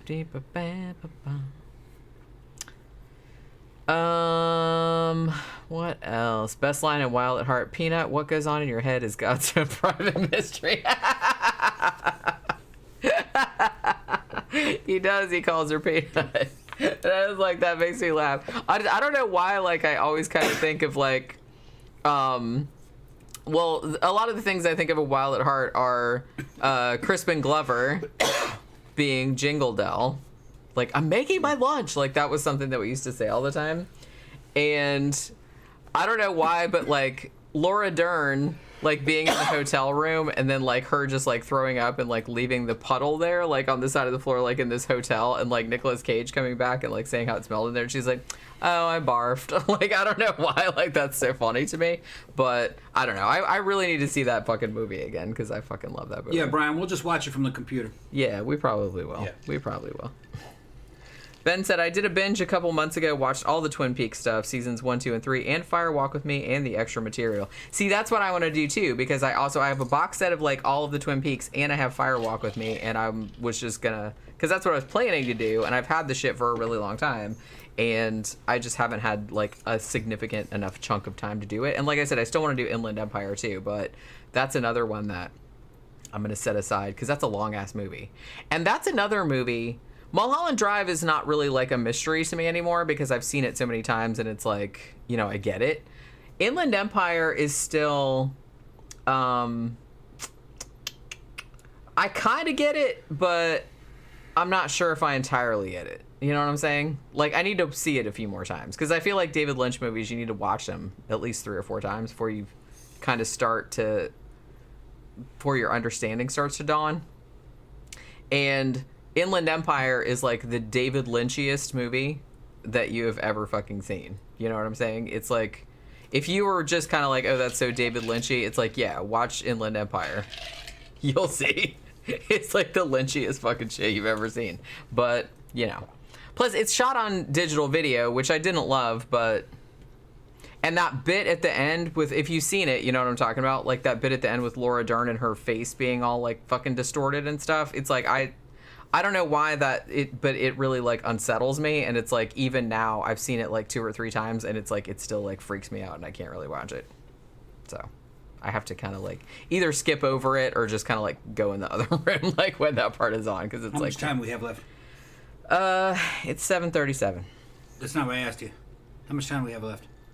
Don't be an asshole. I don't remember. Can you not add? I don't remember what time we... 20 minutes. 20 minutes, okay. What's up? Because I don't remember what time we had stopped. Okay. Hugo said, I like David Lynch's Rabbits. Yeah, and that was all in Inland Empire, too. Like, I don't know if the whole thing was in there, but there were, like, pieces of Rabbits in there as well. Strawdog78 said, Twin Peaks The Return is pretty much one mega movie cut up into 17 episodes. It's its own thing. Yeah, that's why I'm kind of like... I was just waiting for, like, the right moment to watch it, you know what I mean? Let's see. You guys should review... Zach says we should review the original Fargo movie, too. Yeah, that's another one that I wanted to do, because... Is it a Western? No. It's not? Okay. It's like a murder mystery, but it's like a dark comedy. It's the Coen brothers. It's the same guys that did No Country for Old Men and, okay. You know, all that. You probably think... I don't know. Like, would you think it was funny? I thought it was funny. I thought it was hilarious, but like I said, it's a very, very dark comedy. Pookie's beating up that little round mouse, the little round striped mouse. She keeps looking at it, and I guess it's moving. Funny. She likes to pretend that it moves. She's pretending that she like sits there and stares at it, like with her head to the side like that. Sometimes she'll pick it up with her paw and throw it, and then be like, "Ha!" It's always that same one, the orange stripe. And then she'll sit there and look at it, and it's not moving, obviously, right? But she's pretending it's a toy. Yeah. And then she'll be like, ah! Yeah. And she'll like jump on it. We were watching. There's a documentary on Netflix last night that was about, what was it called? Inside the Mind of a Cat or something like that. And we were watching that last. It was only like an hour long. And I'm kind of glad that they're doing a lot more cat studies nowadays, because it does seem like, and they kind of brought this up on the documentary, but they were saying, they've done like fuck tons of research about dogs and like dogs' interaction with humans and shit like that, but they haven't really done a lot of cat stuff, even though, like, I don't know, I still feel like nowadays people think that cats are like not as social as dogs, or like not as into their owners or something like that, but it's like that's absolutely not the case. If you've ever, I mean, all cats are different obviously, but I don't know, their priorities are different. Yeah, that's what you just can't, like, they're not set up the same way. You can't approach them the same way you would approach a dog. It's like they love you and they interact with you and stuff like that, but it's different. You know what I mean? It's just different. Cats are chase machines. You're just a little chase creature. They like to chase everything. Chasing and grabbing. Yeah. Chasing, grabbing, climbing. The cats don't want us scrutinizing them too closely. Yeah, pretty much. Brian Smith says, I laugh when Tom talks about growing up in Mississippi. He makes it sound like it's another country, but I'm in South Arkansas and it sounds normal to me. Yeah. Well, you have to travel around. You go up to Massachusetts and stuff. They have no idea. They're like, what? Yeah. Totally different. It is a different country for them. Even Michigan, it was totally different. I don't know. I kind of feel like most of the places that I've been to, I don't know, there's always kind of like one overriding culture, I guess, but there's always like other shit going on, so it's almost, I don't know, I never really get a big sense of... It also depends on the era you're talking about. That too. A lot of this stuff that I'm talking about is 70s and 80s in the South. It was a different country back then. Yeah, that's true. I mean, shit, even where I grew up in Florida, in Daytona Beach. Thank you, Gadget3. Sorry, it's been a while. That's okay. Thank you very much. Love you both. Oh, we love you too. Thank you very much. That's very nice of you. But yeah, it's like, growing up in Daytona Beach, which was, I'm sure it's different now. I haven't been back in a long time. I haven't lived there for a long time. But it's just, it was very, very rednecky when I was growing up. And it's probably not like that now. I mean, I'm sure it's probably still pretty rednecky because it still has, like, NASCAR and all that stuff there, but, like, because, This area, I used to live in this area 10 years ago. It's one of the first places I lived in when I moved to Florida. And it was far more redneck then than it is now. A lot of stuff's been built. New people have moved in, a lot of them from other states. And the rednecks that were running the show are now in their 70s, and they're kind of aging out. So it's changed. And it's always like that. Yeah, I mean, you talked about. I mean, there's a sushi restaurant up the street that wasn't here 10 years ago. Well, yeah, that's what I was gonna say. Is that you wouldn't have seen something like that like 10 years ago? No. You know what I mean? Mm-hmm. But and Publix, that's new. Yeah, all that there was all kinds of stuff has just sprouted up. And now I'm talking about right here. You go up the road here 10 miles to Mount Dora. No, it was always more developed there. Less. It's like a little British town kind of. Yeah, Mount Dora has always kind of been, it's small, but it's always kind of been known for, I mean, I kind of feel like it's known for, like, antiquing, but it's known for, like, being kind of like a really quaint, like, cool little downtown, like, that was always kind of, like, arty. Like, it had, like, kind of all these little arty shops and, like, little bookshops and little restaurants and all that kind of stuff. It's been like that for, like, a really long time. Kind of English colonial-looking architecture. Yeah, like that kind of stuff. It's actually pretty cool down there. It's very, very small, but... Florida's older than the United States. They were here in the 1500s coming in, and there's all kinds of people were here. It was part of the Spanish Empire, but at the same time, even when it was under the control of the Spanish Empire, the Dutch were here. There were little British towns here. And then I think parts of it might have actually been under British control for a limited amount of times. But then eventually it all got purchased by the United States, and I think that was in 1810, was it? Or I think no, 1790s maybe. Yeah, I don't remember. Might have been 1810. You guys can check it out. Jeffy Art said, if a genie granted me only one wish, it would be to have no cat allergies. I feel so bad for, like, people that have cat. I can't even imagine being, like, allergic to cats, because I love cats. And I couldn't imagine, like, not having one around, especially now that we have little Pokey. No. Our little daughter. Yeah. That's what we call her. She's our daughter. Brian Smith said, I'm 33, and there really hasn't been much change around here. We drive 30 minutes just for a Walmart. How close is the nearest Walmart to here? Walmart? Oh, we went to that Walmart. Yeah, it's about 6 miles. Yeah. 6 miles, 8 miles, something 6 like to 8 that. miles, yeah. It's kind of... I had never been to that Walmart, like, since we moved. It's a heavily used Walmart. It's that's a nice way of putting it. It's a heavily used. It's heavily Walmart. used. It doesn't have any damn tile on the floor. It's just kind of smooth concrete, and it's pretty beat up. It's always packed every time I've been there, and it's all kind of like lower to middle income. But you can go in there and you can get certain things down there for a pretty good deal. You know what I mean? Like any of the kind of Hispanic foods, you can get them in big bulk quantities at decent prices. You can go in there and get a big old case of eggs, big old things of damn cereal. So there's certain things you go to Walmart for. Yeah, but then there's certain things I wouldn't buy from Walmart. Like the meat, the fresh meat doesn't look that good. Well, everything's always kind of leaking. Packages seem to be leaking. It always all that the time. Walmart. Like I've only been to that one once, but it really is kind of like not really all that. It's junky. It is very junky. It's junky. It's janky, that Walmart. Yeah. But I mean, well, the thing about it, it's far. Like, to be honest, for just like regular shit, it's like, oh, I need some shampoo or something. We just go to Dollar General because that's like right there. Like, you could walk to Dollar General, for Christ's sake. It's like right outside the neighborhood. Yeah. And then if you need like grocery, like meat or salad or anything like that, you just drive up to Publix, and that's like what, a mile and a half, maybe. Publix is always nice. That's a real nice grocery store. I don't think I've ever been in a shitty Publix. No, they're all good. They keep their shit tight. They keep everything clean. They keep everything like really. Publix forced Winn-Dixie to up its game.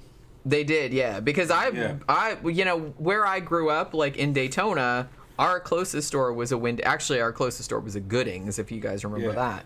But for a while, our closest store was a Winn-Dixie, and that Winn-Dixie was always like kind of shitty. Yeah, Winn-Dixies are nice now. But Publix was always like the nice. Ooh, we're going to the fancy store. We're going to Publix or whatever. Yeah. But the more that Publix kind of took over the market, at least in Florida, Winn-Dixie were like, well, shit, now we got to make everything clean. So they kind of redid all their shit. Like they put in really nice like wood flooring and like put in like the fucking salad bar thing and like all. So everything. Deli's pretty good. Yeah. So they really did like up their game. So because Publix like kind of made everybody like bring up to their standard. What Winn-Dixie offers is you can get cheap canned goods at Winn-Dixie. You can get cheap kind of like or good quality but low cost, kind of like I'd call them ethnic foods, which is redneck food, southern food. That's their thing. Okay, you can get that there. It's a nicer shopping experience than it used to be. It's got a good like buffet. I'll call it a buffet. Is that what you call it? Where you can get salads and it's like a bar. Yeah, you can get salads in there. You can get hot stuff like macaroni and cheese or whatever. Yeah. It's kind of like a buffet type thing there. Because I think a lot of people go in there like for work. Like you can go in there and get like pasta salad and shit like that. Like if you're at work or whatever. You can get cold cuts. Pasta bar. Cold cuts to order of all different kinds of meats. Fucking cheeses to order. And then you can get stuff like seafood there. Get a really good deal. There for a time you could get really good deal on king crab legs there and crab legs of different kinds. Although I think the prices have gone up. Well, I kind of feel like if you were going to get king crab legs, we always had to wait until, because for whatever reason, Winn-Dixie was the only store that ever, and they were expensive there too. Yeah. But every now and then, if you got lucky, they would do a deal on them, and they'd be like fairly cheap. Yeah. So then you'd have to go and like stock up. Yeah, we went there one time, and then the girl running the bar, we were in there, kind of gothed out, and the girl behind the bar liked us. Just look, I got all this extra stuff that has to go, and she gave us a bunch of extra fucking pieces of crab legs. Remember that? Mm-hmm. And we ended up with like another pound of fucking crab meat that we didn't pay for. She's like, this is all gonna be thrown out, but it's good. Here, you guys want it? And they're like, yeah. So we had a fucking big bag. Yeah, we did a whole crab boil. Yeah, we did a whole crab boil. Got potatoes and corn on the cob and everything. Yeah. Put it all out on the fucking table with newspaper. Yeah. It's pretty good. We need to do that again one of these days. Yeah. Tearing the fucking crab legs up. Got to go to Winn-Dixie to get that when the time is right. I don't even know if there's a Winn-Dixie around here. Is there? Then another thing that we got Trader Joe's, and what was the other one? Oh, we got Aldi's. Yeah, there's an Aldi not too far from here. Yeah, I think Trader Joe's and Aldi's is the same thing, right? No. Isn't? I thought they were related. I don't think so. Okay, Trader Joe's was. I think that's also mostly European stuff, though. I think, wasn't it? Oh, I don't know. Or there were two different Aldis, and there's two different Aldis. They're called Aldi, but the colors of the signs are different. Trader Joe's is one of them, and there's two different versions of Trader Joe's. That's what I'm thinking of, also. But I don't remember the name of the other Trader. It's Trader Joe's, and then there's another one. Well, it's the same company. I don't remember. Okay. I mean, there's Whole Foods, which is like super expensive. No, it wasn't that. But that's like all the really like high-end shit. Yeah. I don't think I've ever been to a Whole Foods in my whole entire life. I've been to Aldi before. I don't know. It's just, like I said, there's not really a lot really close to here. Yeah. We got a Dollar General within walking distance. But other than that, nothing. You're talking about Piggly Wiggly. Yeah, I remember Piggly Wiggly. For what, I don't know why, but like where I grew up, our closest grocery store was Goodings. I don't think that's a thing anymore. I don't think Goodings is around anymore. And I remember that place being kind of shitty. It was in a strip mall. I don't remember what else was in there. I think it was a Goodings, and it was like a shitty appliance store. And then there was an Arthur Treacher's, when Arthur Treacher's used to be a sit-down restaurant. Do you remember that? Yeah, vaguely. Yeah. Like, it was over there. And it was on, like, kind of like the shitty street. It wasn't, like, ghetto, but it was kind of, like, ghetto-adjacent. Yeah. But that was, like, the closest one. Now, when I got a little bit older, then they opened a Winn-Dixie and a Food Lion, like, right next to each other. Like, they were just across the street. And the Winn-Dixie was pretty shitty, but it was, like, passable. The Food Lion was, like, super shitty. But, like, sometimes you'd go over there and, like... Because sometimes they had cheaper shit. So you always had to, like, kind of check. But... Somebody talking about Publix there. Rebecca said, I so miss Publix and Winn-Dixie, even Walmart, because we had nice-looking Walmart stores at Indy Atlantic. Aldi in Germany and Australia are fancy, but in the U.S. and other Euro countries is a little trashy. Yeah. I think, like, Aldi here, it depends on where you are. I mean, Aldi, the one that we used to go to by our old house was, I don't know if I'd call it trashy necessarily, but I don't know. Was it? What? The Aldi by our old house. No. I didn't think it was trashy. It was just small.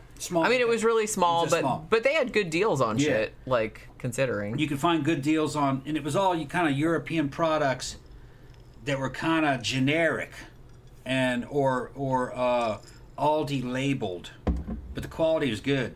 The price was good. You couldn't find the same things consistently, which I think was like the main thing. But in a way, that's kind of cool. Like, but that's why you'd have to go to like a couple different places. And Trader Joe's was kind of like that.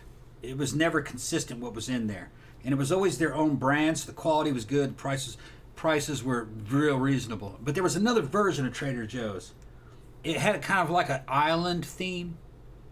But maybe Trader Joe's had an island theme. Yeah, I think it does. I thought there were 2 different versions of that. Some people are really into like Trader Joe's branded stuff. Like some what's the one thing that like a lot of people really like? Like some of their Indian food that comes in like, and some of their like kind of like Asian food, like sesame chicken or whatever. Like a lot of people say that's good, and like some of the like peanut butter cups and shit like that. If you went to a place like Trader Joe's, it was kind of like Aldi's.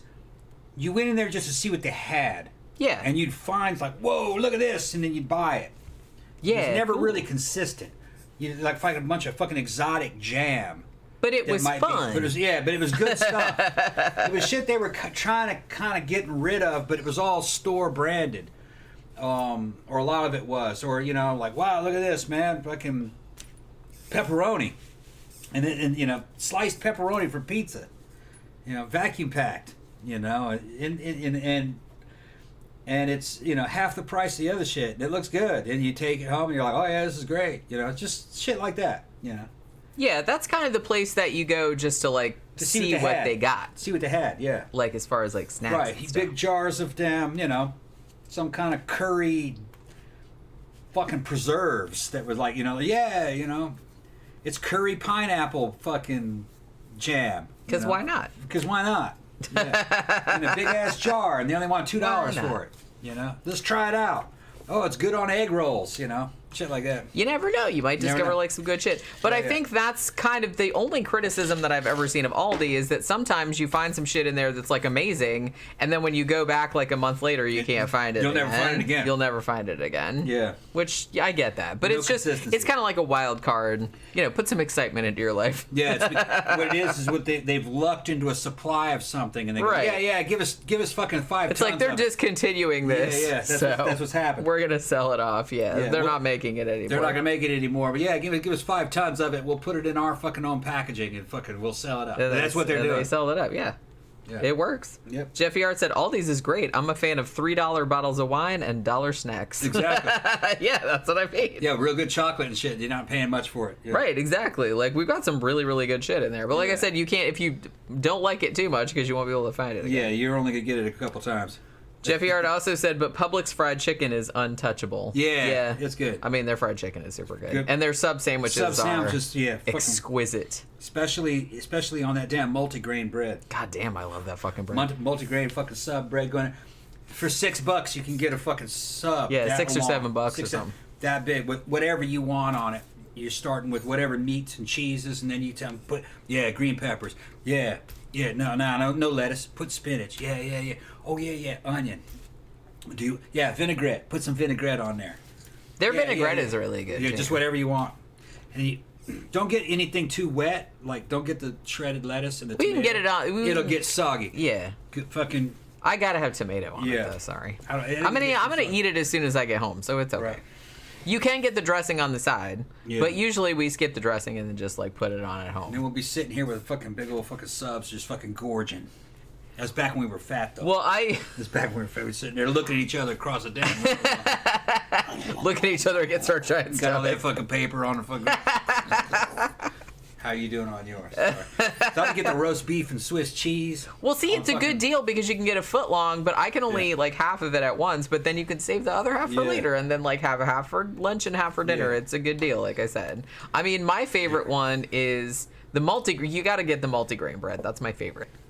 And I like the roast beef and Swiss, and I like having pickles on it and tomatoes and spinach and just a little bit of mayo. 7 says I'm looking villainous as fuck right now. You should see me when I'm bald, man. A fucking big ass head. Well, you are bald. Big ass head. Fucking everything's getting fucking big. Like, I'll be doing all that shit. See, doing all that. Okay. How much time we got? It's almost 8. Almost 8. So probably we start should. Getting ready. Probably we should knock it off because, in case you are just joining us, we're gonna go out this evening. Yes, we. So I need to like start over with all of this makeup and stuff nonsense, and that takes a while, American Military 100 said, I owe Rob Zombie an apology. Halloween Ends was worse than the Munsters. What? Well, Was Monsters bad? I mean, Yeah. I can't say that I was tempted to watch it. I did watch the Cinemassacre review of it, and he seemed like he was trying to be positive about it. Like, he seemed like he liked it, but he was just kind of like, I don't really know what to make of it. I don't know. Like, the trailer, I saw the trailer for it, and I was like, I think I might hate this, but I'm not entirely sure. I get that it's kind of, like, similar in tone to the original show, sort of, or at least Rob Zombie's perception of it. But I see that it's on Netflix, right? I think it's on Netflix, and I was kind of tempted for a second, and then I was like, well, I don't know, man. That's like another hour and a half that I could be watching something else. So I'm not entirely. I just wasn't jacked about it. Yeah, that's what I mean. It's like I'm kind of like at this stage in my life, there are so many horror movies that I'm excited about seeing. Old ones and new ones. So many horror books that I'm excited about reading, old ones and new ones. So much stuff I got to catch up on that if I'm just kind of like meh about something, I don't know. I'm gonna kick that to the back of the line. Maybe I'll eventually like get to it, but I'm not gonna rush to see it. You know what I mean? Because I'll be mad. Like if I watch it and it's stupid, and then like I'll be like, fuck, man, 90 minutes. I could have spent that like watching something actually good. And I'll get upset. So. All right, looks like everybody's checking out, so we might as well fucking shut it down. All right, so have a good Friday evening, you guys. We're going to go out later on, like I said, and hopefully you guys have a good weekend. We'll see you again Sunday evening. We'll be talking about some movie or another. I don't know which one yet because we haven't watched it. So, you know, we'll see. Maybe we'll do Warlock. I don't know. Don't get your hopes up. I don't really know. It's just like whatever we decide to watch tomorrow night. Like that's kind of what we'll talk about. But yeah, thanks everybody for dropping by. Thanks for your super chats. And we'll see you guys again on Sunday. Bye.